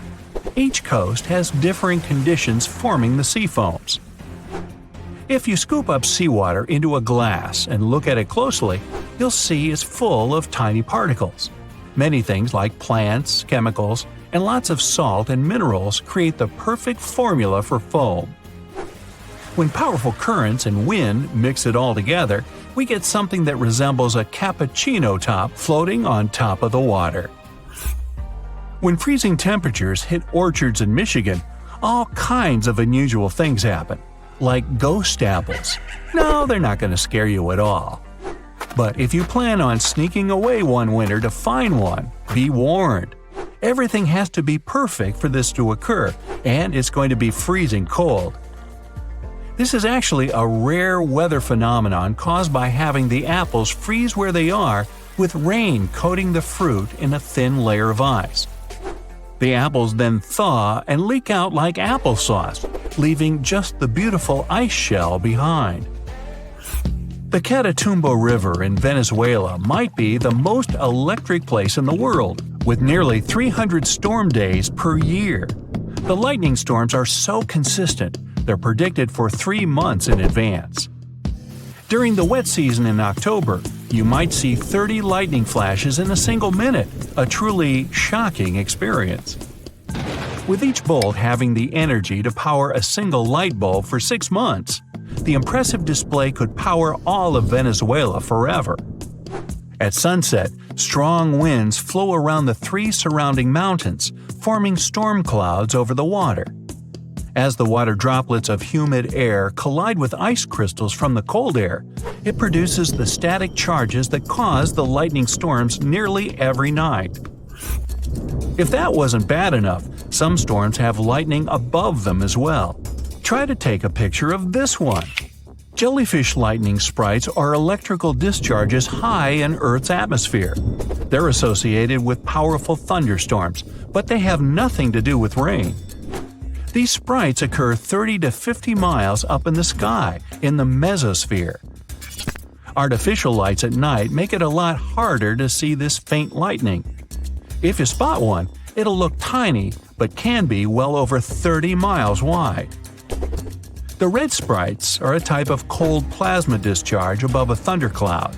They're the balance of the lightning charges between the storm clouds and the ground below.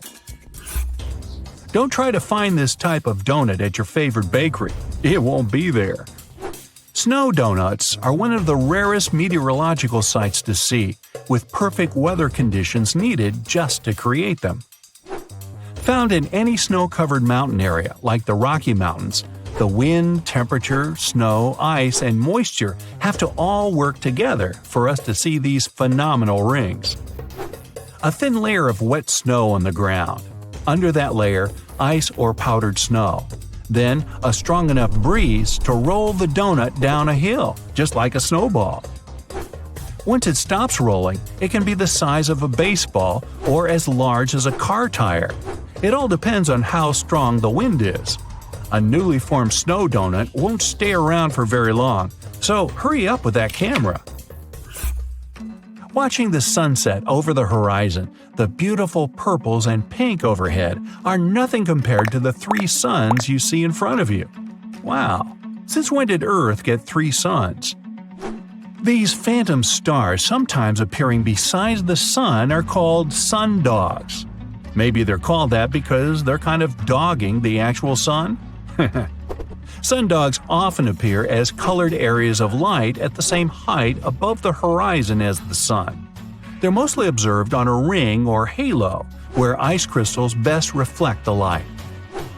There are also moon dogs that appear alongside the moon and are formed by lunar light passing through ice crystals, though these aren't seen nearly as much as their daytime partners. Taking photos in the wild, you finally found the perfect spot to take that dream shot. The crystal clear water, the pines, the mountains, and the flying saucer. Wait, a flying saucer? Oh, aliens are here! You might be thinking this if you saw a saucer-shaped cloud. I'm not even going to try to pronounce their name though. Put that on the screen, please. Wait, just kidding. It's Altocumulus lenticularis. Aren't you impressed? These are really just unusual cloud formations over mountaintops. When moist air flows over a mountain, a wave is created if the temperature difference is perfect. As the air passes through the wave, evaporation occurs and a series of these clouds may form into an oval shape. Not aliens at all. Whew! The sky is falling! The sky is falling! Well, people who have experienced these clouds say they look like they're coming down from the sky. Mammatus clouds look like giant white lumpy marshmallows, but it might be hard to toast these ones. These weird fluffy clouds can extend hundreds of miles in any direction, remaining visible for short periods at the bottom of anvil or other thunderstorm clouds. The strange bubble shapes are formed from turbulence within the storm itself, creating an uneven cloud base and appearing anywhere in the world. Mammatus clouds form when moist air sinks into dry air. The air must be cooler than its surroundings, cooled with ice or be heavy with water. In Russia, on the shores of the Baltic Sea, there's an enigmatic national park. The Dancing Forest is a place that no scientist has managed to explain so far. The pine trees of the forest are all crooked and twisted into loops and spirals. The forest didn't appear until the early 60s, when the pines were planted in order to make the sand dune in that area more stable. One theory is that it's the unstable sand that made the trees twist in such a way. Other theories for the crooked trees are strong winds, or even supernatural powers. Some people say the forest is a place where positive and negative energies meet, twisting the trees. Local legend says that if a person climbs through one of the rings of a tree, it'll add an extra year to this person's life, or they'll be granted a wish. I like that one. Speaking of bizarre trees, and one grows in the region of Piedmont, Italy. There, a cherry tree grows on the top of a mulberry tree. The strange thing is that both trees are perfectly healthy. A continuous storm at Saturn's North Pole has an odd shape, a hexagon. This is probably because of the gradient of the winds. The total length of this cloud pattern is 9,000 miles, which is about 1,200 miles longer than the Earth's diameter. The hexagon has been observed for many years, but it gets even more mysterious because it changes color too. It used to be turquoise, but it has recently shifted to a golden color. The reason for the color change is that the pole gets exposed to sunlight as the seasons change. Now, rain isn't unusual for Oakville, Washington. However, this one still doesn't have any solid scientific explanation. Instead of common raindrops, people watch translucent jelly-like blobs fall from the skies. These blobs covered about 20 square miles. Those who got really close to the rain experienced flu-like symptoms. What were the blobs? Researchers claim that the blobs contain human white blood cells. Later tests showed no presence of nuclei. Some people claim the blobs might have been evaporated jellyfish resulting in rain, or maybe even waste from a commercial plane. Walking rocks, also known as sailing rocks, move across the Death Valley National Park in California without any external intervention, leaving long trails in the dirt and sand along their way. Various time-lapse footages of the moving rocks have been taken. Scientists even installed GPS navigators on some of the rocks, and it showed that the rocks move at a considerable speed. Some researchers believe that the movement is due to thin sheets of ice that form overnight at freezing temperatures in the valley, letting the rocks move until it melts during the day. Or there was a Rolling Stones concert. Nah. The Batagayka crater in Siberia looks like a doorway to the underworld. It's about a half-mile long and over 280 feet deep, but it never stops growing. As it gets deeper, it exposes more underground layers. The layers show what our planet looked like thousands of years ago, as the slumps reveal the used-to-be climates. The crater appeared back in the 60s, and it all started with rapid deforestation. Trees no longer cast shade on the ground, and it got hotter. The permafrost melted, resulting in the crater formation.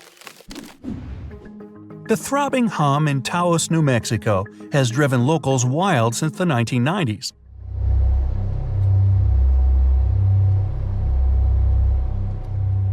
The low-frequency hum deprives people of sleep and depletes their energy. Even though scientists have tried to find the source of the hum, they still haven't pinpointed its origin. Different variations of the hum have also been heard in the UK, Australia, Canada, and other areas of the US. Luckily, only about 2% of the world's population can hear it. The hums have been blamed on mechanical devices, multiple disturbances of auditory systems, and even animals. The West Seattle hum, for example, was blamed on toadfish. Fairy rings, also known as elf rings or pixie rings, are mysterious rings of mushrooms that appear in grasslands and forested areas. There's a lot of debate about why these fungi form a nearly perfect circle. Some superstitions claim that fairy dances would burn the ground, causing mushrooms to rapidly grow. In Costa Rica, there's an assortment of about 300 spherical stone balls. Locals call them las bolas, which is simply the balls in English. These stones have an almost perfect round shape. Some of them are huge, weighing up to 16 tons each. They're also made of different materials: gabbro, limestone, and sandstone. They're considered to have been put in straight lines in front of the chief's houses, but there's no precise information of their origin. Some myths claim that these stones originated in Atlantis. If you ever travel to the Mekong River in late October, you have a chance of seeing glowing balls rising from the water and beelining up into the air. Locals call these glowing balls the Naga fireballs. The size of the lights vary. The reddish balls can be as tiny as a spark and as large as a basketball. There can be dozens to thousands of balls a night. Scientists don't have any solid explanation for why it happens, but it could be due to flammable gases released by the marshy environment. Some superstitious locals are sure it's all because of a giant serpent living in the Mekong. Great balls of fire! In Minnesota, on the north shore of Lake Superior, there's a park known for the Devil's Kettle. This is a waterfall that splits in two. One part of the river continues, while the other part disappears into a hole in the ground. Whatever object you throw into the Devil's Kettle won't reappear. Scientists still haven't fully explained where the water that drops into the hole goes. Devil's Kettle is considered to be unsafe for people because it's nearly impossible to trace the flow. Yeah, not a place to go tubing. Grunions are fish known for their bizarre mating ritual. The females climb out of the water and onto the shore. They dig their tails into the sand in order to lay eggs. The legs stay hidden in the sand, waiting.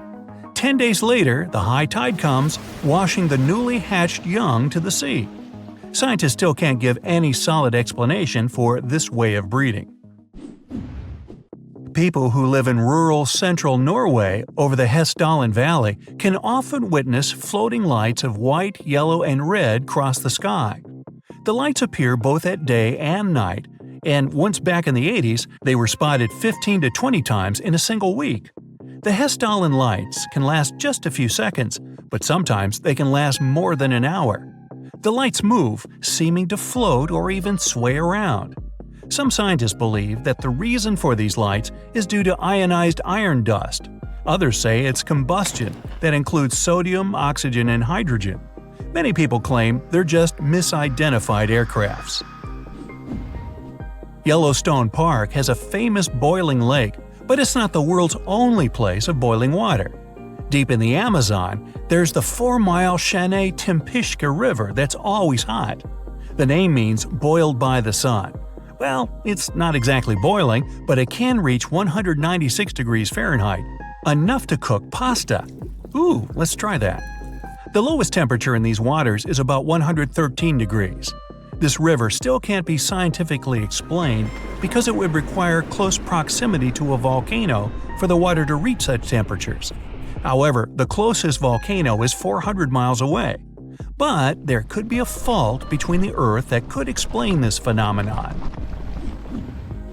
In western Venezuela, locals living close to the Catatumbo River aren't afraid of lightning because they see it almost every single night. It starts at around 7 o'clock and doesn't stop until dawn. The everlasting Catatumbo lightning did once stop for a few months, from January to March 2010. It was probably due to drought, or maybe the charge ran out. In 1991, a scientist suggested that the phenomenon happens because of cold and warm air currents meeting in the area. Another theory is that the lightning could be due to the presence of uranium in the bedrock. Speaking of lightning, I got a bolt. Bye! If there were cataclysms on Earth every 5 minutes, living conditions on our planet would be almost the same as 4.5 billion years ago. Back then, seas and oceans boiled, lightning struck everywhere, tectonic plates changed their shape, lava flowed from volcanoes, and worse, no internet. The Earth resembled a vast boiling cauldron where life was gradually being created. If it starts to boil again, this cauldron could destroy almost all life on the planet. Consecutive cataclysms. Won't hurt to pretend. Let's imagine, shall we? Good morning! You wake up in a small underground bunker. The seismic sensor indicates that a 7-point earthquake will start in a few minutes. You pack a huge waterproof backpack and go upstairs. The underground bunker is protected from seismic activity. It moves with the ground, so you're safe here. But you need to leave the shelter because supplies are low. Also, yesterday, you picked up a radio signal telling all survivors to go south immediately. The coordinates they gave aren't far from your location. You have to hurry, though, before the landscape changes again. You open the hatch and find yourself in the middle of the desert. The sun is almost invisible beyond the gray sky. The ground is shaking, but you're not afraid. There are no houses or buildings, nothing to fall on you. You keep your balance perfectly, and the earthquake doesn't knock you off your feet. It's like jumping on a trampoline. The only danger is the deep chasms in the ground, but you can easily jump over them. After such an extreme morning warm-up, you decide to have breakfast. You take a tin can out of your backpack. You have a few minutes before the next disaster, so you eat and remember how your great-grandfather told you how all this started. Before all of this, the planet was divided into territories called countries. Millions of people lived in them, and then something terrible happened. The tectonic plates started to move, and the air temperature and atmospheric pressure began to rapidly change. In one day, earthquakes destroyed entire cities. Tsunamis and floods washed away the remaining ruins. Volcanic ash blocked the passage of sunlight. Forest fires destroyed almost all vegetation, and eruptions poisoned the air. Only a few people managed to adapt to such harsh conditions, and you are a lucky duck to be one of them. As you finish your breakfast, you're distracted by another ground tremor. Time to move on. Many people travel around the world alone, as they consider it a safer way of life. Some people form small communes, but no one ever stays in one place for too long. Your whole life is in motion, but you don't panic. One of the main rules during natural disasters is to remain calm, so all survivors have steel nerves and excellent physical training. You run a few miles south and suddenly smell something strange. You put on a gas mask. The earthquake has created a limnic eruption. Natural carbon dioxide is released from the ground to the surface. You feel comfortable in a gas mask, but can't run fast while wearing it. Far up ahead, you see a green forest, a rare place that was not affected by fires. You take off the gas mask and go to the tree to take shelter in the shade from the scorching sun. This green area is rich in vegetation. Colorful flowers, strawberries, and many other berries grow here. But you're concerned. Such fertile land comes from being near volcanoes. It spews underground magma rich in vitamins and minerals, so vegetation grows. You can see a high mountain in the distance. This is the volcano. An underground push occurs again and provokes an eruption. You gather strawberries and run away from this place as far as possible. Lava pours from the volcano's mouth and makes a fire in the forest. You unhook a folding scooter with a motor from your backpack and drive away from the fiery mountain as fast as you can. The sky is covered with volcanic ash, but this is not for long. A strong wind grows with each passing second. You realize a hurricane is moving in your direction. You take out a small shovel and dig a hole in the ground. The soil is dry, but you have enough strength to dig a small ravine in a couple of minutes. You dive into the shelter and cover yourself with a protective tent. The hurricane blows the volcanic ash in different directions, and the air becomes clear again. But the fire doesn't stop. The wind spreads through the forest. You get out of the ravine and put on the gas mask again. There's a lot of smoke around, and it's unbearably hot. You know the hurricane couldn't just appear without any reason.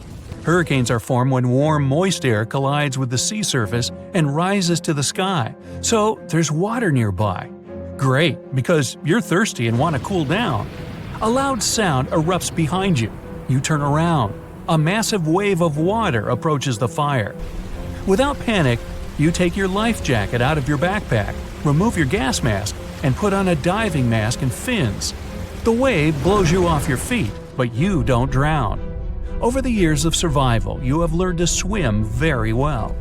You grab a passing tree and wait patiently for the flood to be replaced by another natural disaster. For 5 minutes, you sail under a black, stormy sky that sparkles with lightning. Despite the waves, you try to row south. It's getting pretty cold. You finally see the shore, but this is not a land, but ice. A strong wind brought a cold cyclone, which caused a fast temperature change. It's like you're in Antarctica. Snow and blizzards are all around. It's freezing, but you take out a thin space blanket made from foil and walk slowly south. Under your clothes, you put crumpled paper, bubble wrap, pieces of cotton. All this also helps to warm your body. Along the way, you collect several bottles of snow to melt later. Icicles form on your face, and you can't see because of the snowstorm. Suddenly, the snow begins to squish under your feet. The ice melts and turns into water. A hot stream of air blows into your face. You find yourself on hard, dry ground, looking up at the sky, then at your watch. 5 minutes pass, and the sky is again covered with black clouds. You take a metal plate out of your backpack and cover your head with it. A few seconds later, you are hit by heavy rain and hail. Giant balls of ice knock on the metal shield, but you go calmly and even with a smile on your face. The ground becomes wet and loose from icy rocks.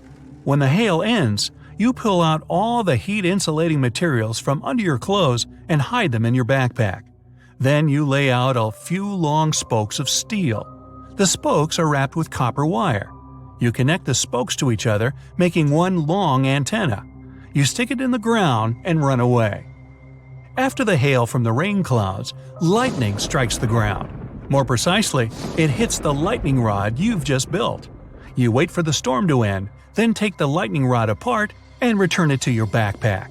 An intense heat begins. You drink some melted snow and break your way through the desert. The earth trembles, and your adventure begins again. Earthquakes, carbon dioxide, fires, floods, snowfall, tsunamis, lightning, and again and again and again. With the help of a compass, you continue your journey and reach your goal a few months later. You see a long antenna sticking out of the ground.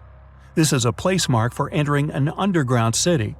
The city is built from dozens of massive bunkers connected to each other by tunnels. The city walls don't allow radiation to pass through, and they don't bend from daily earthquakes. People learn to extract energy from the ground. The Earth's core gives heat. This heat boils water, then steam is formed, and electricity is created at special stations. People get water from underground lakes and rivers. Instead of the sun, ultraviolet lamps are installed everywhere, which provide people and plants with necessary light.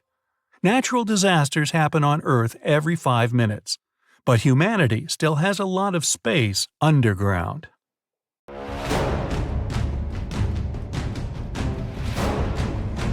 The Boxing Day Tsunami, Indonesia. An undersea earthquake starts in the morning. Its tremors cause a series of tsunami waves. The largest reaches the height of the Arc de Triomphe in Paris. Unzen volcano mega tsunami. A powerful volcanic eruption triggers a landslide from a 4,000-year-old lava dome. It sweeps through the city of Shimabara and reaches the sea, setting off a mega tsunami. The Vajont Dam mega tsunami, Italy. A landslide drags 9 billion cubic feet of forest, soil, and rock into the lake. A dark wall of water covers the sky over a tiny village at the bottom of the Vajont Dam. Then, with a deafening roar, the wave overtops the edge of the dam, taking out everything in its path. Mount St. Helens mega tsunami, USA. As the volcano erupts, the upper 1,500 feet of Mount St. Helens collapses into a massive landslide. Part of this avalanche plunges down into nearby Spirit Lake, which splashes the lake waters into a series of waves almost as tall as the Eiffel Tower.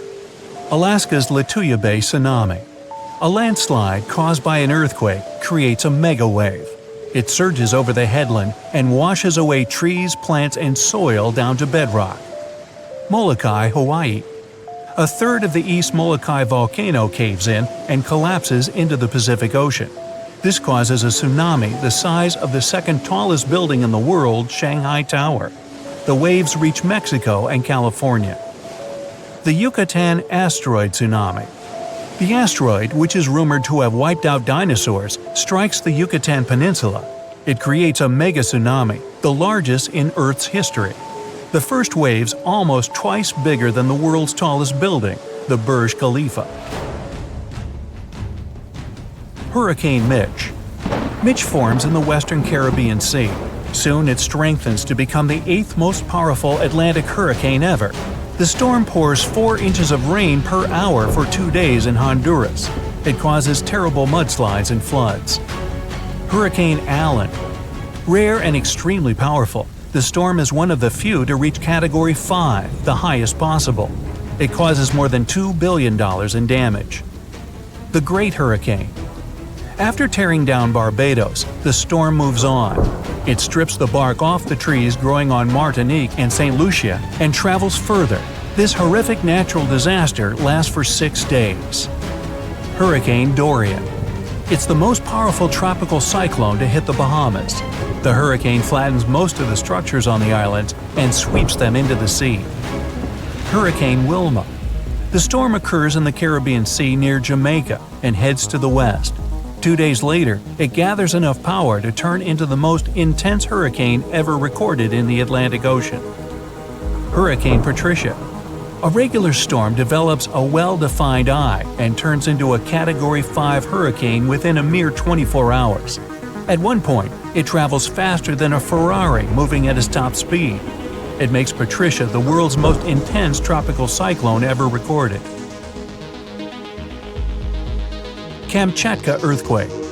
It happens in the early morning 80 miles away from the shores of Kamchatka. The earth tremors produce a tsunami. The first 2 waves are catastrophic, up to 60 feet high.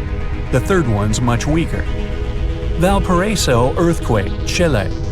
It happens at about 5 a.m. along the boundary of 2 tectonic plates. The tsunami, triggered by the earthquake, wipes out 620 miles of Chile's coastline. Tohoku earthquake, Japan. The first earth tremors start at a great underwater depth. The earthquake is so strong it moves Japan's main island. It shifts the planet on its axis by up to 10 inches and increases its rotation speed. The disaster also triggers a tsunami with 133-foot high waves that travel 6 miles inland. Indian Ocean earthquake, Sumatra. A rupture along 2 tectonic plates sets off an undersea earthquake. It begins at about 8 a.m. near northern Sumatra, Indonesia. It makes the planet vibrate nearly a half inch and sets off earthquakes all over the world up to Alaska. Good Friday earthquake, Alaska. The most powerful earthquake recorded in North America lasts for 4 minutes and 38 seconds. A 600-mile-long crack causes terrible landslides and a 27-foot tsunami. Areas 200 miles away get raised by 30 feet. Other places permanently drop 8 feet. Valdivia, Chile. The Great Chilean earthquake starts in the afternoon and lasts for no less than 10 minutes. The disaster affects an area the size of California. It triggers tsunamis that reach the shore of Hawaii, Japan, the Philippines, Australia, and New Zealand. The average tornado usually lasts less than 10 minutes, but there are exceptions. El Reno tornado. It's considered the world's largest tornado based on width. At its peak, the twister reaches 2.5 miles across. The Perryville tornado, U.S. It occurs at about 2 a.m. and starts with snapping hardwood trees and breaking down stone constructions. Then the whirlwind becomes stronger. It levels 2-story buildings, flips and tosses cars as if they were toys. Bridge Creek Moore tornado. When the twister gets into the town of Bridge Creek, its width is at its peak, 1 to 1.5 miles. The wind speed of the tornado reaches more than 300 miles per hour. This natural disaster causes $1 billion in damage. Manitoba, Canada. An outstanding tornado rages for nearly 3 hours. It breaks tons of trees and utility poles, damages roads and farmhouses, but miraculously misses every town on its path. Tri-state tornado, U.S.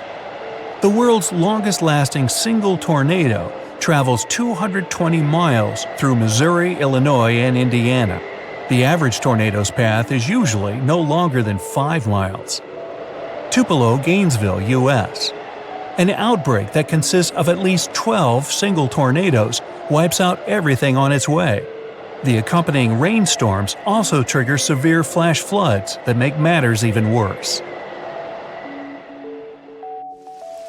Valjean landslide, Italy. At 10 p.m., a landslide with a volume of 100 Great Pyramids of Giza breaks off from the top of Monte Toc. It falls into the Valjean Dam reservoir, producing a tsunami wave taller than the Golden Gate Bridge. Yunnan, China. An avalanche of rocks, stones, and mud, so big it could fill up Sydney Harbor, forms a dam on the Jinsha River. The Hida River, Japan. Triggered by a rainstorm, 300,000 Olympic swimming pools of debris flows down before getting stopped by another, earlier landslide. Along the way, the landslide sweeps 2 buses off the road. Peru. A rock slide dams the Rio Montanero, a long river running through the center of Peru. The whole process takes no more than 3 minutes, which means the landslide moves at a speed of up to 87 miles per hour. It also leaves a trail of debris 5 miles long. The Usoy Dam, Tajikistan. Set off by a magnitude 7.4 earthquake, the rockslide falls into the Murghab River and blocks its flow. That's how the Usoy Dam, one of the tallest in the world, appears. Mount St. Helens, USA. At 8:30 a.m., after much buildup, a volcanic vent finally gives way and sets off a catastrophic eruption, which makes the entire north side of Mount St. Helens fall away. It's the world's largest recorded landslide. North Bonneville, U.S. In the middle of the 15th century, a great earthquake occurs. An incredible amount of debris rushes down from Table Mountain. It covers more than 5 square miles and blocks the Columbia River with a dam 200 feet high and 3.5 miles long. This is John. John seems to attract all kinds of bad weather and natural disasters wherever he goes. See for yourself. One day, John notices his dog is restless. The pooch keeps scratching the entrance door and wandering around the house. He even tries to hide in the corner, howling and barking. When some mugs start to clink in your cupboard, John realizes what it means.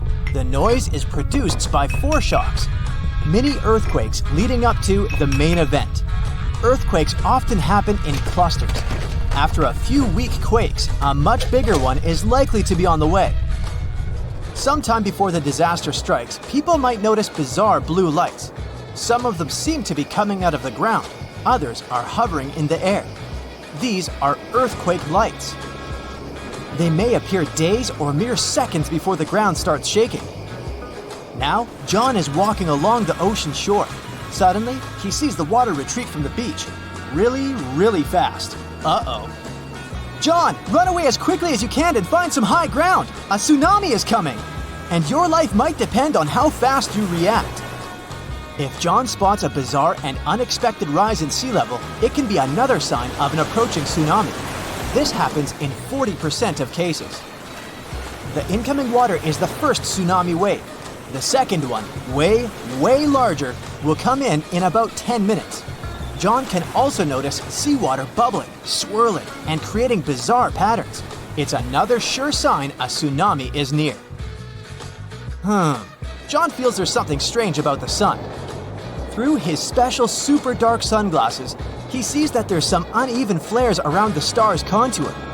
If these bizarre rays are accompanied by auroras all over the world, they're a sign of a solar storm. Such storms are usually caused by disturbances in the sun's magnetic field.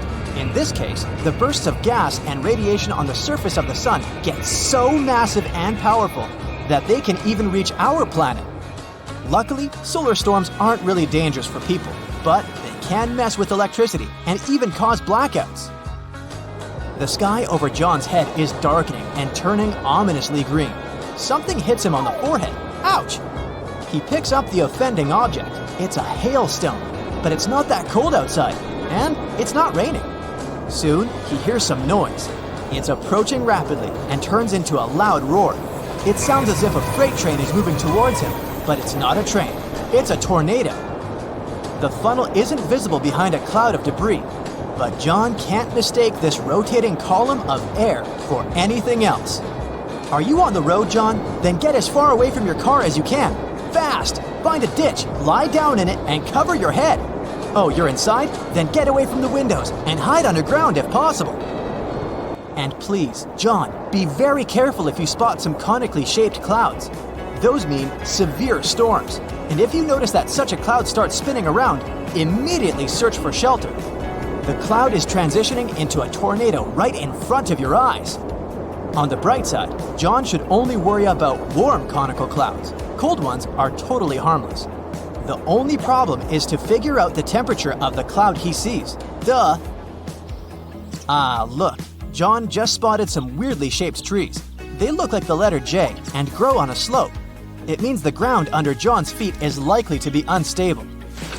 If he keeps wandering around, it can cause a bad landslide. Square waves appear when two different wave patterns crash into each other. This phenomenon does look kinda awesome. No, don't go into the water, John. Keep watching it from the shore. Cross currents in that spot can easily pull even a skilled swimmer under the surface. John keeps walking along the shore. At one point, he sees wild, choppy waves carrying ocean debris and seaweed. This time, he stays out of the water. He knows it can be a sign of a strong rip current. It can carry a swimmer far away into the ocean. How about a walk in the park? John likes this idea. The sun is shining and the sky is so blue and beautiful. Suddenly, he spots a rapidly growing vertical cloud. At first, it looks bright white. But as it approaches, alarmingly fast, it becomes dense and inky. The sky is darkening. It's getting windy. That's when the guy notices that his hair stands on end. It's his cue that he's about to get hit by lightning. At this very moment, positive charges are rising through his body. They're reaching towards the negatively charged part of the storm. If he doesn't react fast, these charges will meet. There's nowhere to hide, so John should crouch down and try to make himself smaller than the objects around him. Oh no, John, don't lie down on the ground. It may be damp and thus a great conductor of electricity. There are other signs that scream danger during a lightning storm. John's palms may begin to sweat. He might hear bizarre crackling and buzzing sounds coming from metal objects nearby. His skin can start tingling. There might be a strange metallic taste in his mouth. Plus, John is likely to smell chlorine. That's how ozone smells. Electrical charges split the molecules of nitrogen and oxygen, which are the main gases making up the atmosphere, into separate atoms. When these atoms come together again, some of them produce molecules made up of 3 oxygen atoms. That's ozone. We can smell it during a thunderstorm because downdrafts bring this gas from high altitudes to your level. Some bugs can feel a storm coming. They get ready for a natural disaster by freezing. So, when John notices that insects around him look drowsy, he knows to get ready. Oh, and bees can predict heavy rainstorms. These critters begin to work much harder the day before it starts raining. While walking next to the river during a period of heavy rains, John hears a roaring sound. He feels paralyzed with fear. It's likely to be a flash flood moving in his direction. Indeed, he soon sees debris coming down with the flow. The water is rapidly changing its color, becoming muddier and darker. Flash floods are very, very dangerous. Take care of your safety immediately, John. Another day, John sees a spectacular wall cloud. It seems to be stretching for up to 5 miles. In the best case scenario, it's just a severe storm coming. But if the wall cloud begins to move in a circle, it's a sure sign of a tornado. John is walking across a snowfield in the mountains, listening to the sounds the ice under his feet makes. The noise is kinda hollow. Quickly check whether there are cracks around your footprints, John. If so, the chances are an avalanche is about to happen. Soon, John sees an avalanche moving in his direction. He does his best to get off the slope. In most cases, he could probably outrun it by heading downhill and then veering sideways, but not this time. He realizes he doesn't have enough time and heads for the nearest tree. If John keeps holding on to it really tightly, the avalanche might not pull him along. But if this doesn't work, he should try to swim up to the snow's surface while the avalanche is still moving. On a pretty nice summer evening, John notices leaves with soft stems droop all of a sudden. It might be because of an upcoming storm. Right before extreme weather arrives, the air usually becomes more humid. leaves also get damp and heavy, and the wind easily flips them over. John lives in a pretty old house and is used to having cracks in the interior walls, but one day, he notices that some of them have widened, and look, there are a few new ones. It's an alarm bell. He lives in an area with loads of limestone, so new cracks can mean a sinkhole is about to open next to his house. John is hurrying home, trying not to waste time admiring shelf clouds. They look like something from a sci-fi movie. They form when warm and moist air gets caught in a thunderstorm updraft, and these ominous clouds most often mean a storm is coming. You're hiking in the wilderness, looking for a safe spot to set up camp.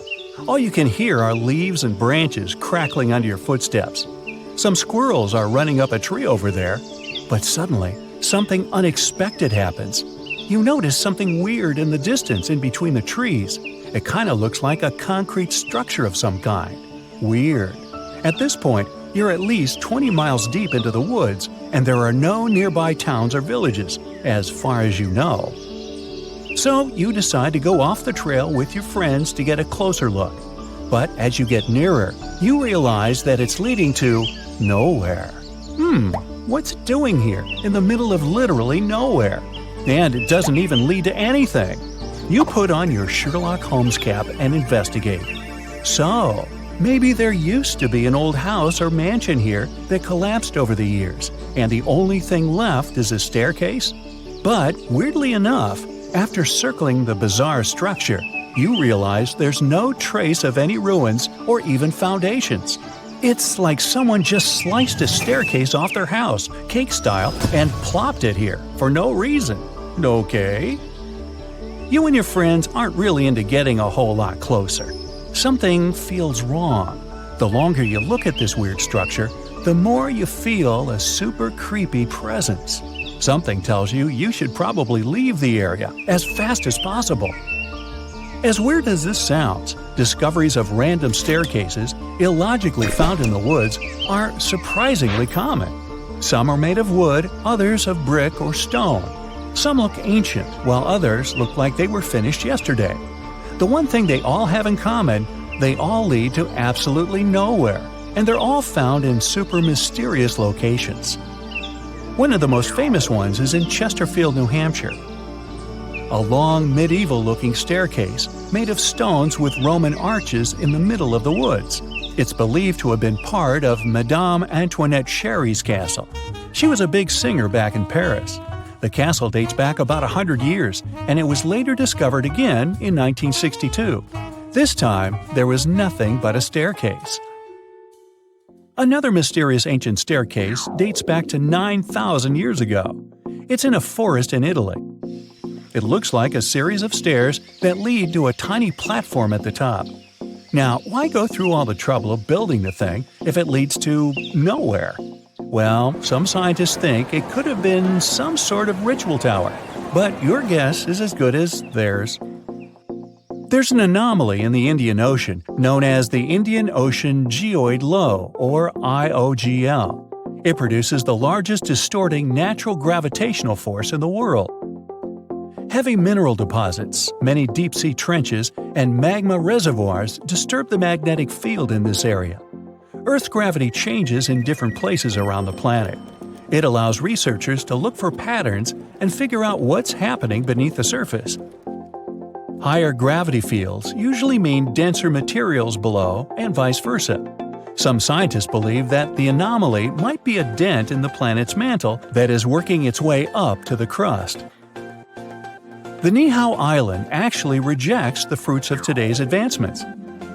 There are no cars in sight since the locals get around on foot or by bicycles. No wonder their legs have great definition. They thrive without running water, internet, or shops. The only school on the entire island is powered by solar energy with a backup generator. And what's awesome is that it's the only school in the state that's powered by the sun. Being a resident of the island, the local explains some ground rules the permanent residents must abide by. If they do break these rules, they can be evicted. Now, not far from Bangkok, in northeastern Thailand, there's a 75-million-year-old rock formation. These rocks look like three whales swimming together. The beautiful design created by nature became known as Three Whales Rock. Millions of years ago, this area was just a desert, but the land was changing. Gradually, sandstone got pulled apart by the movements of tectonic plates and erosion. That's how these spectacular formations were created. If you decide to explore the system of trails around Three Whales Rock, you'll find waterfalls and an abundance of fauna and flora there. Located on Gamal and Gaiden peninsulas, these expansive pit holes were discovered in 2014. They seem to be still changing and evolving. The pits grow wider and people find them more often. Of course, there's no shortage of theories about how they appeared. Suggestions range from meteorite impacts to the activity of other civilizations. But the most common explanation is that methane gas reacted to water molecules after the planet's permafrost started to melt. This resulted in bubbles of methane bursting through the ice. The craters could be thousands of years old, but nobody knows for sure. You're driving to the state of New Mexico, to the small town of Taos. 2% of the locals hear a strange buzzing in the air every day.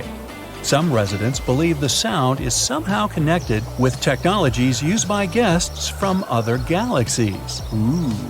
Also, there is a theory that something sinister lives in the town. They say Taos is cursed.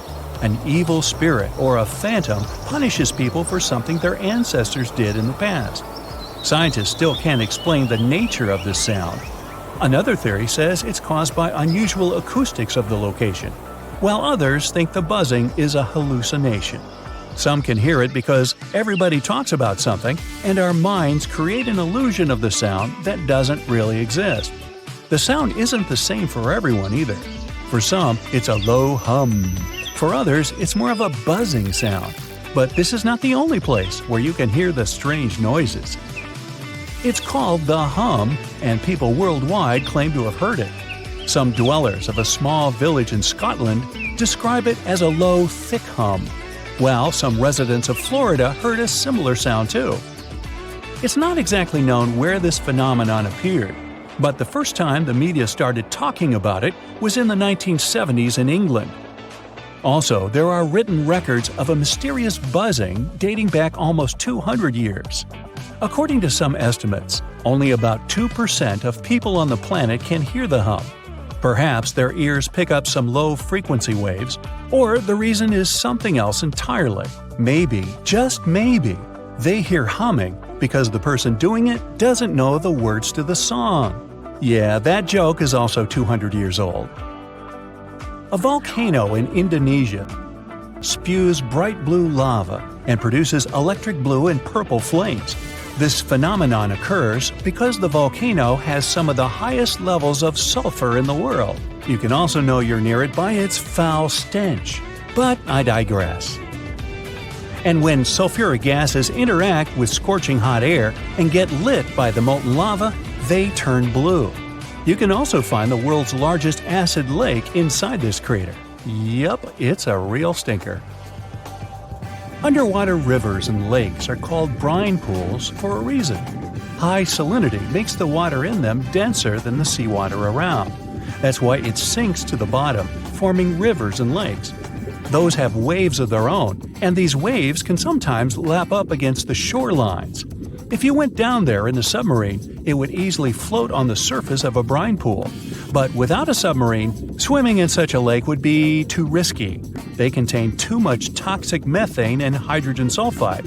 Yeah, I'd pass on that too. But hey, be my guest. Cave of Crystals in Mexico is home to the world's most unique crystal formations.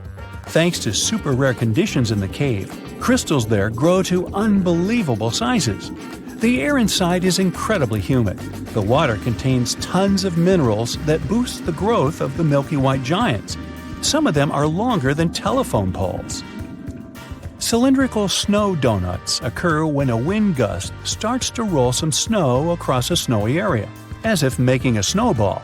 If it was a real thing, it would eventually become too heavy for the wind to move. But a snow donut's center is hollowed out. This happens because its inner layer is too thin and is blown away when the donut is formed. This makes the thing lighter than a snowball. That's also why it rolls further. Unfortunately, snow donuts are rare because they need very precise conditions to appear. The Danakil Depression in Ethiopia is probably one of the most bizarre-looking places you'll ever see. It's dotted with neon-colored hot springs, lava pools, and vast salt flats. You've got to be especially careful there. Toxic gases are swirling over hydrothermal fields, and many pools are super acidic. So, don't go swimming. Until at least 30 minutes after lunch. Just kidding. And finally, there's nothing mysterious about 28,000 rubber ducks found in the sea in 1992. That's when a ship transporting bath toys got lost in the ocean while traveling from Hong Kong to the U.S. Some of these ducks are still floating in the ocean several decades later. They've been spotted in South America, Alaska, Hawaii, and even Australia. And they make bath time lots of fun. Ooh, rubber ducky.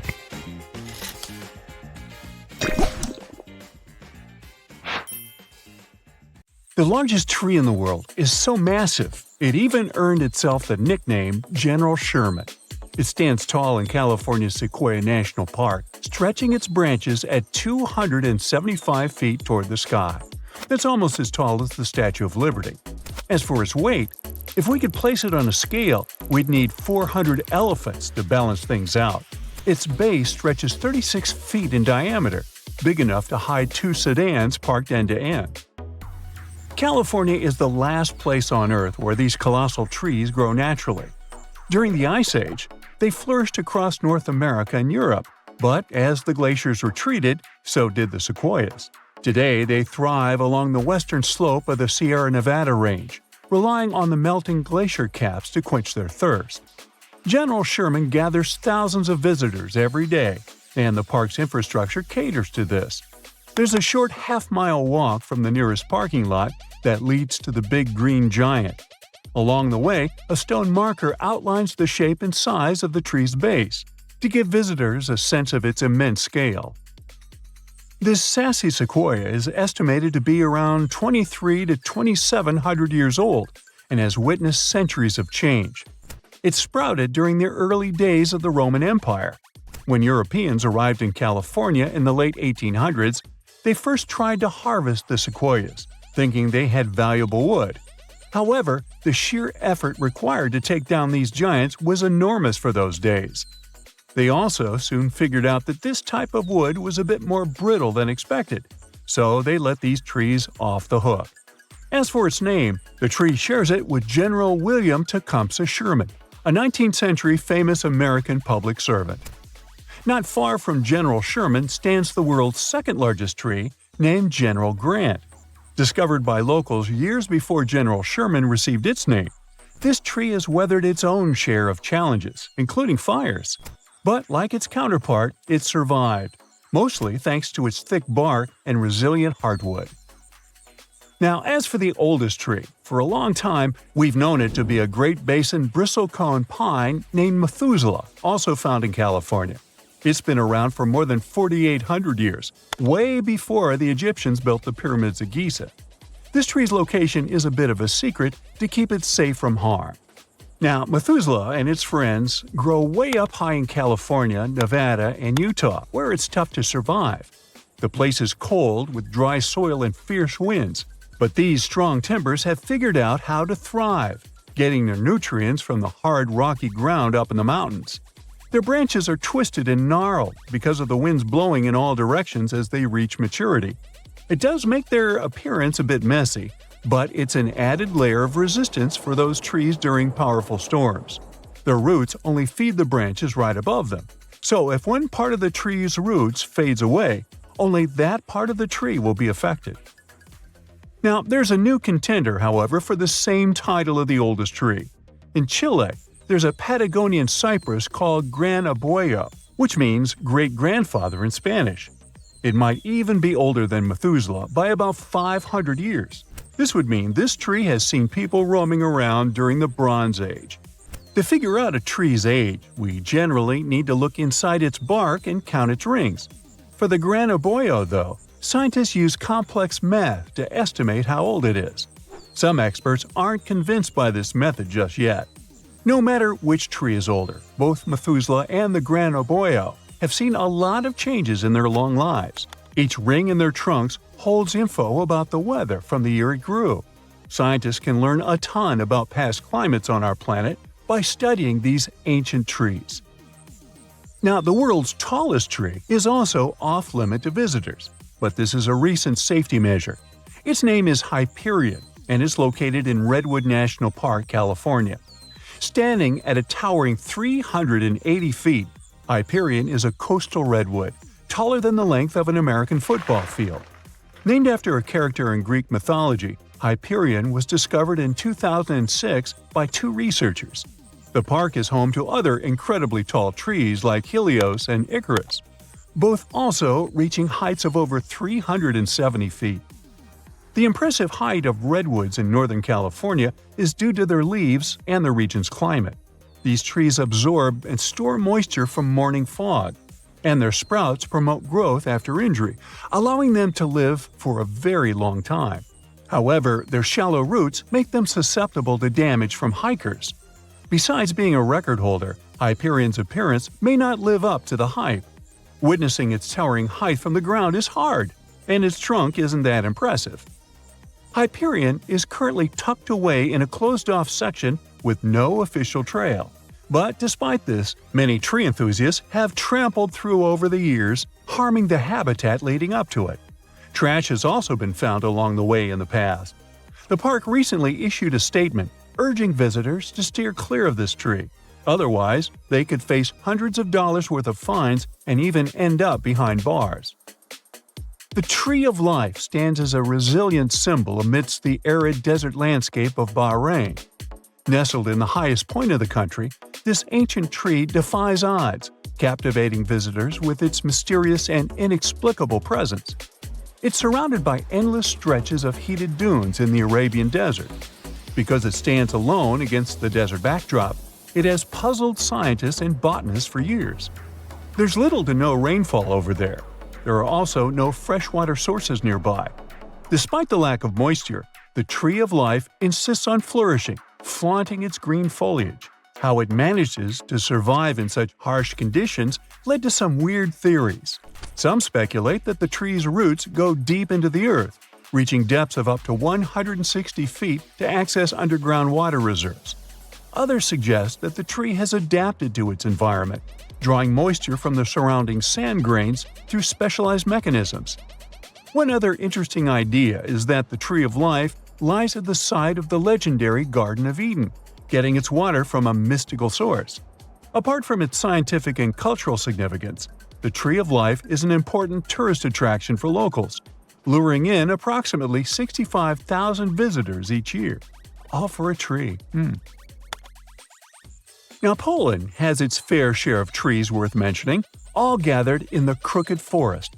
It's a group of 400 trees that bend strangely. They all have a similar shape, curving sharply toward the sky in little J shapes, almost touching the ground. People have different ideas about why these trees look like that. Some think a heavy snowstorm covered them when they were young, pushing them down. Others believe the area's gravity might have affected how they grow. One interesting theory is that people who planted these trees back in the 1920s might have bent them on purpose. They wanted to use the curved shapes to expedite the furniture manufacturing process. So when the trees were about 10 years old, they interfered with their growth, making them develop in this odd shape. After the manipulation process was stopped, it left the trees in this weird position for decades. Either way, whatever happened to one tree happened to them all because they're all adjusted in the same way. So human intervention is the most likely explanation. Even though all the trees in the Crooked Forest look the same with their spooky bend, they still manage to grow tall and healthy. They've adapted to their difficult conditions, and somehow they've managed to keep growing upwards. Hey, ever heard of a fire rainbow? Yeah, me neither. How about a circumhorizontal arc? Didn't think so, but just so you know, they're one and the same thing. At first glance, it looks like a painting, or like a rainbow-colored splash in the sky.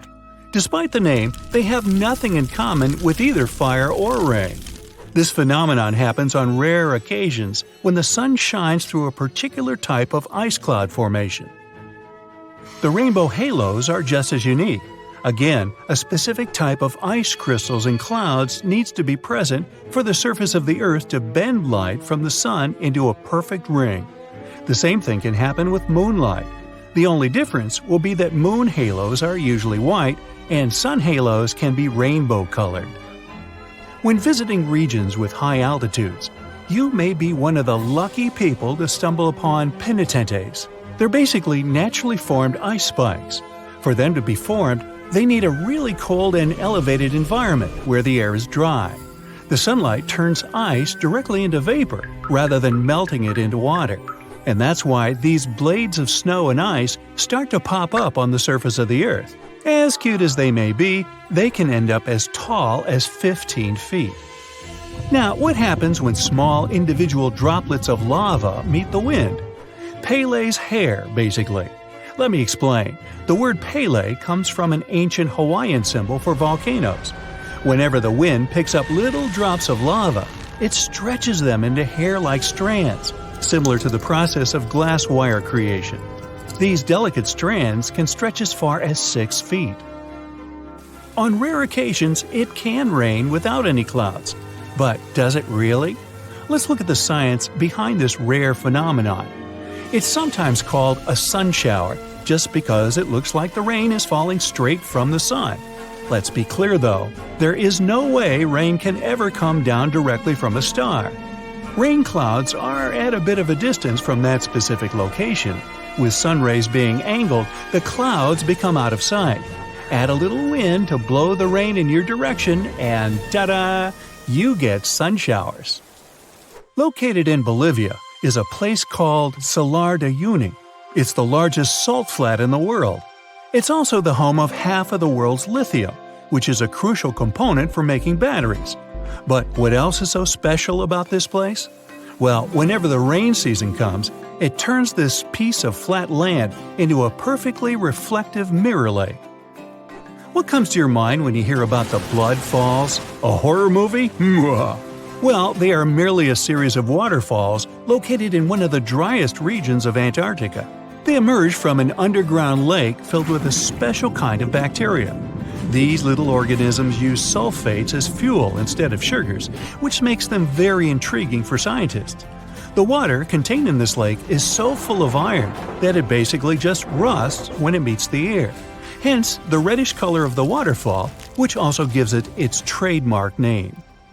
Okay, we all know the song, but it's not really made up. There is actually such a thing called a desert rose. It's not a plant though, but a unique form of the mineral gypsum. It develops in dry sandy places that can occasionally flood. This constant switching between a wet and dry environment lets the gypsum crystals emerge between grains of sand, trapping them and forming a rose-like shape. Ever heard of the Eye of Sahara? Scientists are still trying to figure out how it was formed. You can only see it if you fly above it, but it's basically a naturally formed dome that dates back to approximately 100 million years ago. And no, I wasn't around then. It has a rough diameter of 25 miles and consists of a bunch of concentric rings. The biggest one, or the central area, measures about 19 miles in diameter. Astronauts were some of the first people to notice it, and it's been studied ever since. In fact, even to this day, when landing in Florida, they know they're almost home when they see the Eye of Sahara. One of the most beautifully colored trees in the world is located in the Philippines and Indonesia. It's called the rainbow eucalyptus. It got its name because of its bark that switches colors and peels away as the tree ages. The bright green bark is the youngest, as it contains a substance called chlorophyll, usually found in leaves. It then switches to purple and then to the color red. And finally, it turns brown as it grows and loses the chlorophyll. Now, don't be tricked into thinking that's a whole forest. It's one single tree. And no, it's not some sort of optical illusion either. Let me explain. Underneath that soil, there is a complex network of roots that connects around 47,000 tree-like shapes you see above the ground. It's called the quaking aspen. Some of these trees are among the oldest and largest organisms in the world. Now, here's a good destination for all travelers, or maybe not so good after all. The most lightning-stricken area in the world, according to recent data released by NASA, is Lake Maracaibo in Venezuela. Out of all the days in a year, 300 of them feature thunderstorms in this location. What makes this area so unique, though, that storms happen so often? Well, it's because where cool mountain air meets the warm, moist breeze and generates electricity over the lake. The Eternal Flame Falls are located in upstate New York, near the Canadian border. In this region, there is a tiny waterfall with a big secret, a spark about 8 inches tall. Turns out there's a natural gas seep that provides fuel to the flame behind the waterfall. The waterfall provides enough coverage so that it stays lit pretty much every time. Hikers do enjoy to relight it if they see that it's been blown out. This phenomenon is actually quite common, but this one gained more popularity because it is younger than most. And it looks very good in pictures, let's be honest. I've heard of yellow sand, white sand, and even black sand here or there, but I've never heard of green beaches until now. Papacolia, also known as Green Sand Beach, is located in Hawaii and is one of the few beaches in the world that features green sand. The unique coloring comes from olivine rock that was formed when a nearby volcano erupted. Actually, in Hawaii, all the volcanoes are nearby. Move over green sands because some of the other beaches around the world can even glow at night, and it's completely natural. The culprit? A little thing called photoplankton, or microalgae as they're sometimes called. They're basically little plants that contain chlorophyll and need sunlight in order to live and grow. Most photoplankton kinds are able to float in the upper part of the ocean, where the sunlight can still reach them beneath the water. When the photoplankton gets agitated by the movement of waves and currents, they emit light, which looks like some glow during the night. These special microorganisms are found on beaches in a lot of places around the world, such as the Maldives, Puerto Rico, and the Everglades. At the base of a mountain located just outside of Afton, Wyoming, is a little river called the Intermittent Spring. There are only 3 of this kind in the whole world, but what makes this little string of water so mysterious? Well, the fact that it starts and stops every few minutes. Scientists have yet to pinpoint precisely why this happens. They speculate that it's basically just a siphon effect that happens deep within the ground that causes the river to just start and stop so often. Should you ever be interested in checking it out, be sure to do so in the late summer, as that's when the intermittent spring is most active. Do you see the irony here? You can only see the spring in the summer? Okay, I'm done. The tranquil-looking Lake Manaun in Cameroon is one real trickster. At first, it may seem calm and peaceful, but this lake is like a fiery volcano waiting to erupt at any moment. And it doesn't even have the decency to give any warning signs. Its last outburst was way back in 1984, which caused a bang that left everyone in awe. It's like the lake's got a soda can mechanism down there. Or, in technical terms, it experiences a limnic eruption. This rare phenomenon happens when gas from deep under the water suddenly erupts. Certain things have to happen prior for it to occur, though. There are some things you can look out for if you feel worried. For starters, if the vegetation around a lake looks a bit flattened, it might have previously experienced a limnic eruption. That's because the water can pop up with a lot of pressure and overflow. The water being a bit warmer all of a sudden can also mean you need to head to safety. There's this lake in Kazakhstan that looks like a total disaster on the surface, with empty tree trunks sticking out of the water. Not cute. But if you're feeling daring and want to take a swim, you'll be transported to a whole new world. Its story goes back to the year 1911, when there was a landslide that filled the valley with rainwater, completely submerging a local forest. As mesmerizing as it might sound, it's no easy task to dive in. The water is freezing, and all the algae, plants, and submerged trees make it a risky obstacle course. Have you heard about this scorching lake on the sunny Caribbean island of Dominica?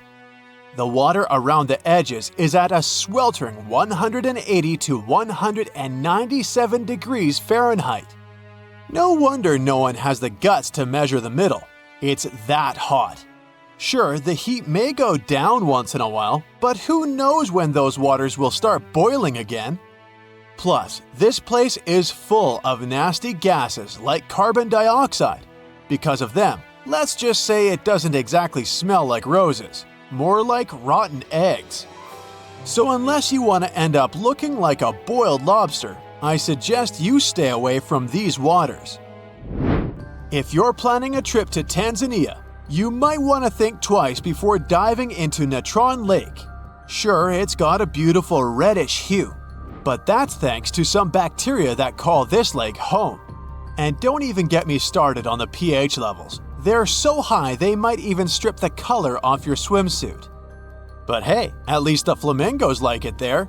Those acid-loving birds are living their best lives in a group with 2.5 million of their closest feathered friends.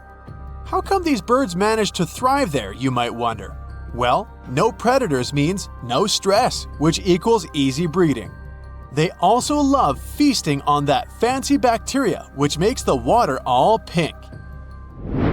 You may think that Belize's Great Blue Hole is just calling out to you with its stunning blue hues and close proximity to land. But hold your flippers, because there's a catch. Sure, it's about 900 feet across and 300 feet deep, but lurking beneath the surface is a confusing patterns of tunnels filled with coral and wildlife. It's like finding your way through a maze at a theme park, but with more fish. And as if that wasn't tricky enough, the deeper you go, the fewer creatures you'll encounter. Why, you ask? Well, it turns out that there's a sneaky layer of hydrogen sulfide that covers the entire width of the hole, depriving any living creature of oxygen. Plan on heading to the Devil's Kettle waterfall in Minnesota? This one won't necessarily be dangerous for you, but you might end up losing some of your stuff out there if you don't pay attention. That's because this waterfall experiences a phenomenon that's a real head-scratcher for geologists. One part of the waterfall flows normally, while the other part disappears into a big ol' hole. And get this, not even ping pong balls can make it out. Scientists decided to investigate, and they went all out, even using GPS trackers. Initially, they couldn't figure it out until they realized that the hole acts like a giant blender. That water is getting spun around so hard, it's basically obliterating everything in its path. They finally measured the water volume and saw that it was still there, so it was supposed to come back out somewhere. The most likely explanation is that the water is probably re-emerging in the stream located beneath the waterfall. You've surely heard of the Bermuda Triangle. I mean, that's old news. But let me tell you about the Pacific's very own watery trap called the Devil's Sea. It's like a game of hide and seek, but with ships. They disappear and we can never find them again. The Kayo Maru No. 5 was on a mission to investigate a volcanic island, but the trip ended up being just one way. Add a dash of detective work to the subject and you'll find out the whole story about the Devil's Sea is more myth and less fact. But it doesn't make it any less interesting. If you're still interested in some mysterious ship disappearance, then Lake Superior is the place you'll want to read about. Even the most skilled scuba divers can't find a single piece of all those lost vessels. The main character of this lake story was a ship called the SS Edmund Fitzgerald, the biggest one to sink in the Great Lakes. To this day, people aren't sure why it sank. So, you're planning a little swim in one of the Great Lakes, huh? Well, might want to steer clear of Lake Michigan, unless you're really into extreme water sports. This bad boy has a reputation for being the most dangerous of the bunch, thanks to some sneaky undercurrents that like to snatch unsuspecting swimmers. Make sure to watch out for those pesky piers and docks that only add to the lake's swimming difficulty. If you're feeling adventurous, you might want to skip the months of October or November. This is when the temperatures start to drop and the currents get extra wild. Tibet has its dangerous lake too, and at first glance, it's gorgeous. But don't get too excited.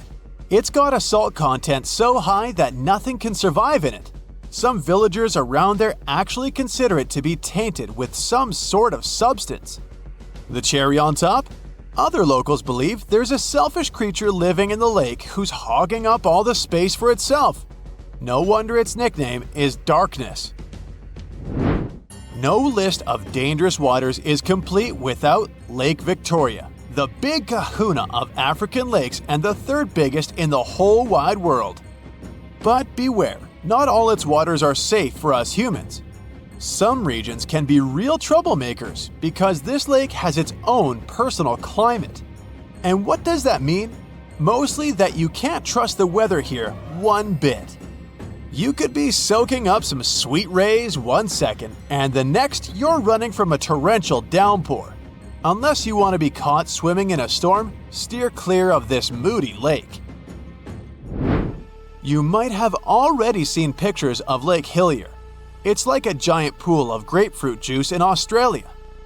Scientists have been scratching their heads over it for centuries because they still can't figure out with certainty why it's pink. But here's the kicker, it's not the only one. Yep, there's another pink lake out there called Lake Retba. Both of these lakes have super high salt content, which is apparently a magnet for some fancy microorganisms. These little guys produce beta-carotene, you know, the substance that's in carrots. And that's what gives these lakes their groovy colors. Interested in swimming in this lake? It's not technically dangerous because the water has such high amounts of salt in it. There are no scary sea creatures to worry about. But, on the other hand, you'll need to make sure you don't accidentally take a sip. Drinking highly salted water will make you dehydrate faster than a plant in the desert. You're walking home quite late at night. It's been raining, and now the air is fresh and damp. And that's when you see it. A rainbow! But it's nighttime. Is it even real? Well, it is, because it's a lunar rainbow, also known as a moonbow. Moonbows are as cool as they are rare. They occur when the light gets refracted through water droplets in the air, just like it happens when a normal rainbow forms. But the source of light, in this case, is different. I'm sure you've already guessed that it's the moon, or rather, sunlight reflected off the moon. Since moonbows are produced at night, when there's much less light, they're a lot more difficult to spot. Often, a moonbow looks like a pale white ring. That's because the light is normally so faint that the cone color receptors in human eyes can't detect the hues. Also, experts claim that how bright the colors are depends on the size of water droplets in the air. The smaller they are, the less vivid the colors. If you want to witness a moonbow, opt for a night when the moon is at its fullest, for example, during a full moon phase. The moon also has to be low in the sky and not obscured by clouds. In the US, you can see moonbows next to waterfalls, including Niagara Falls, as well as Yosemite National Park and other places. But you can see mesmerizing natural phenomena not only at night after the rain. For example, look at these brinicles. They are hollow icicles, also known as underwater stalactites. They form when cold salt water freezes in the right conditions. Then, brinicles can reach the ocean floor and start pulling there. They can even freeze some slow-moving underwater inhabitants, like starfish. This next phenomenon is even more dangerous than brinicles. Sinkholes occur when water that has turned acidic after coming into contact with plants or carbon dioxide erodes soft kinds of rock, like gypsum or limestone. This forms a deep underground cavern that can one day open anywhere, even under your house. One such sinkhole opened up in New York City. It pulled a parked van into the earth. It happened in the summer of 2022, and it wasn't the only sinkhole to appear in that area. Local inhabitants report reported around 4,000 sinkholes all over the city. This kind of problem is also very common in Florida, and it's much more serious than it may sound. Sinkholes open all of a sudden, pulling down everything and everyone that happens to be nearby. Sinkholes appear all over the world, which makes them a global problem. They're totally unpredictable and form without warning. Another reason for their formation might be vast areas of groundwater. During droughts, this water dries up. This creates large empty caverns. After heavy rains, the surface over such a cavern can collapse, creating a sinkhole within minutes. This phenomenon is way more beautiful and way less dangerous than sinkholes. Just look at this beach. Is it glowing? Your eyes aren't deceiving you. You can see this phenomenon all over the world. It's caused by phytoplankton in the water. It gives off light when the movements of waves and currents disturb it. This particular species of phytoplankton glows blue, turning the ocean into a gigantic lava lamp. At the same time, if you saw it during the day, you'd probably feel disgusted because the thick visible layer of the plankton near the surface of the water doesn't look, well, nice. Waterspouts are also known as sea tornadoes. They occur over warm ocean waters. Waterspouts look like funnel-shaped clouds reaching down from the stormy skies. Most of them don't pull in water. They're rather weak rotating columns of air hovering above the surface of the water. Some waterspouts begin as dry land tornadoes. Then they travel toward a body of water and turn into severe thunderstorms with hail, high winds, and lightning. During the summer, in forests all over the world, you might see a faint, eerie glow called foxfire. It might look mystical and a bit scary, but the nature of this glow is very simple. It's produced by bioluminescent mushrooms growing on moist, rotting bark. You can find lots of these mushrooms in the tropics, where damp forests encourage their growth. To increase your chances of seeing some of those magical fungi, hunt them in the forest during the wettest season. Plus, move as far away from artificial light sources as possible. Otherwise, you won't be able to spot this faint glow. And if you find one, nope, don't do that. They're not that kind of mushroom. Fire rainbows are another phenomenon that occurs in the summer. They appear when sunlight interacts with frozen ice crystals in high-altitude clouds. Interestingly, for a fire rainbow to appear, you don't need any rain. That's why scientists prefer to refer to this beautiful natural phenomenon by its official name, the circumhorizontal arc.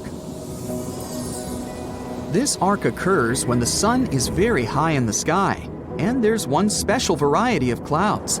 That's why you're more likely to see fire rainbows closer to the equator. In other words, if you're in Los Angeles, you can spot them for 6 months out of the year, while in more northern cities, like London, this window is merely 2 months. Look at this cute roll. It looks handmade, but it's actually a natural phenomenon called the snow roller.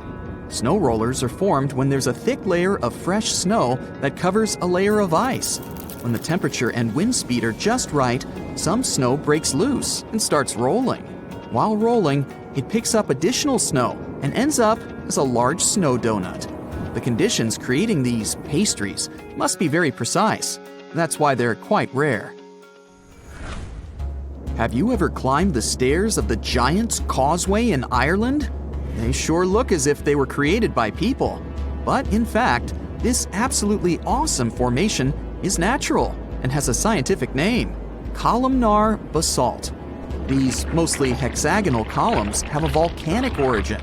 They appear when lava cools very fast, contracting and creating various cracks in the surface of the new rock. Now look at the sky, fast! This phenomenon is extremely rare, so you'd be very lucky to witness it.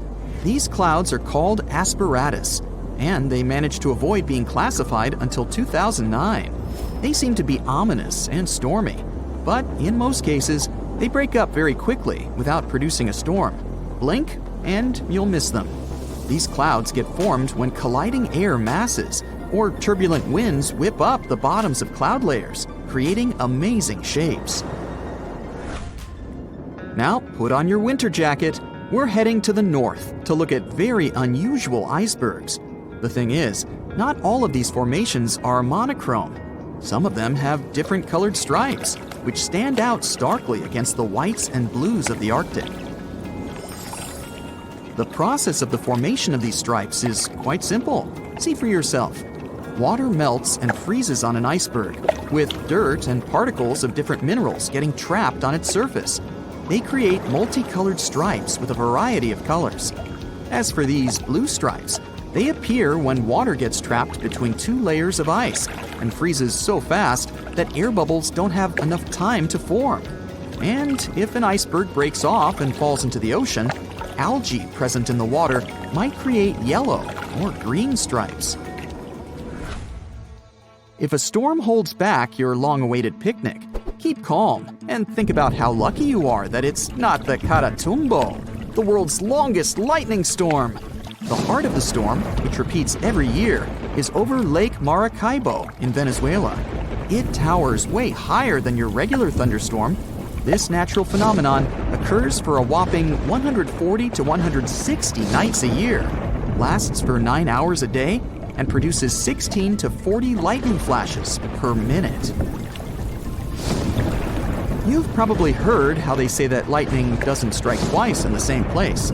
Well, the Catatumbo seems to not know about this rule, or at least it doesn't prevent storm clouds from gathering in the very same place year after year. The Belize Blue Hole is one of the largest and most famous sea holes in the world. A sea hole is a cave that was once flooded by rising waters and then collapsed on itself. Most of them appeared around 10,000 years ago at the end of the last Great Ice Age. You know it's simple to enter the Great Blue Hole, but only on the surface. The deeper you go, the more complicated it becomes. Going down to the very bottom requires exceptional diving skills, and only experienced divers are allowed to sneak a peek at the inside of the sea hole. Unfortunately, scientists are sure that the Great Blue Hole is going to disappear at some point. Every day, new waterfalls of sand fall into it. This sand gradually fills the hole, and the process will go on until there's nothing left. But in 2012, this place was ranked number 1 on the list of the 10 most amazing places on Earth. That's why you decide not to waste any time. You set off on a journey to explore the very bottom of the mysterious Great Blue Hole. First, you travel by boat. Your destination is just off the coast of Belize. At one point, you notice an atoll. It's called Lighthouse Reef. It surrounds a large pool of dark blue water. It means you've reached your destination. The Great Blue Hole is about 1,000 feet across and more than 400 feet deep. Now, usually people can withstand 3 to 4 atmospheres of pressure without experiencing any problems with health. It means that you can submerge to the depth of 130 to 140 feet and still feel okay. But the Great Blue is way deeper. That's why you've come prepared. A special bulky pressure suit will protect you from whatever you might encounter during your descent.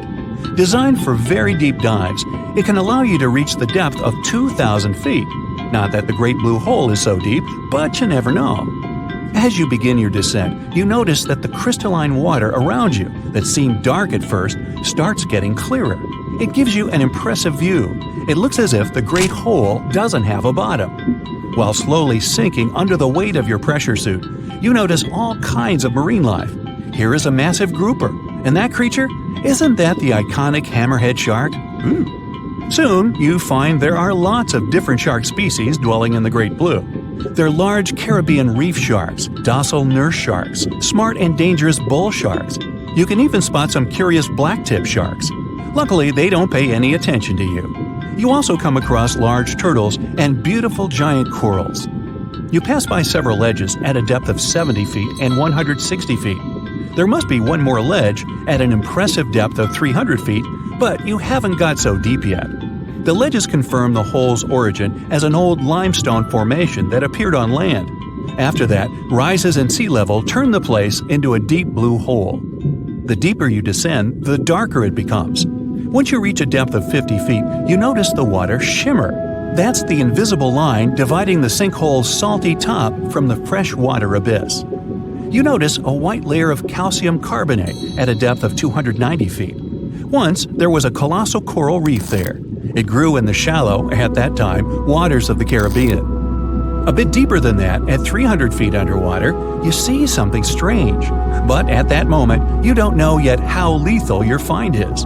This is a layer of hydrogen sulfide. It's spanning across the entire sinkhole like a thick floating blanket. The water around you and deeper becomes very dark. You can hardly see anything. But the worst thing? There's not a drop of oxygen here. On the surface, hydrogen sulfide is a colorless gas that smells like rotten eggs. It's flammable, corrosive, and toxic. No oxygen can get through its layer. Luckily, you don't need to worry about this. You brought your own, thanks to your suit. Suddenly, you spot something deeply unsettling. Hundreds and thousands of conch shells. Soon, you realize what happened here. Unsuspecting conchs were traveling too close to the edge of the Great Blue Hole. At some point, they lost their footing and fell into the abyss. They couldn't escape. The walls were too steep to climb. You can see tiny tracks leading back up the hill, then slide marks going back down. Unfortunately, no creature could survive down there without oxygen. You don't feel like lingering near the field of empty shells and go deeper. Soon, you see a berm of sand. A pointed ridgeline is running along the sides of the hole, but you're at a depth of 320 feet, and the Great Blue is 400 feet deep. You realize this 100-foot-tall berm has formed where sand pours into the blue hole from the edges far above. You also notice a trench. It stretches across most of the length of the sinkhole, but one of the hole's corners is already full of sand. It reaches the top of the berm. You dive into the trench and continue your descent. Finally, you reach the mark of 400 feet underwater, and that's when you see something exciting: small stalactites. They confirm the hole's ancient past. Stalactites can only form when water is dripping down the rock. This means that once, the Great Blue Hole was a large dry cave with various creatures living inside. Scientists analyzed the stalactites at the bottom of the sinkhole.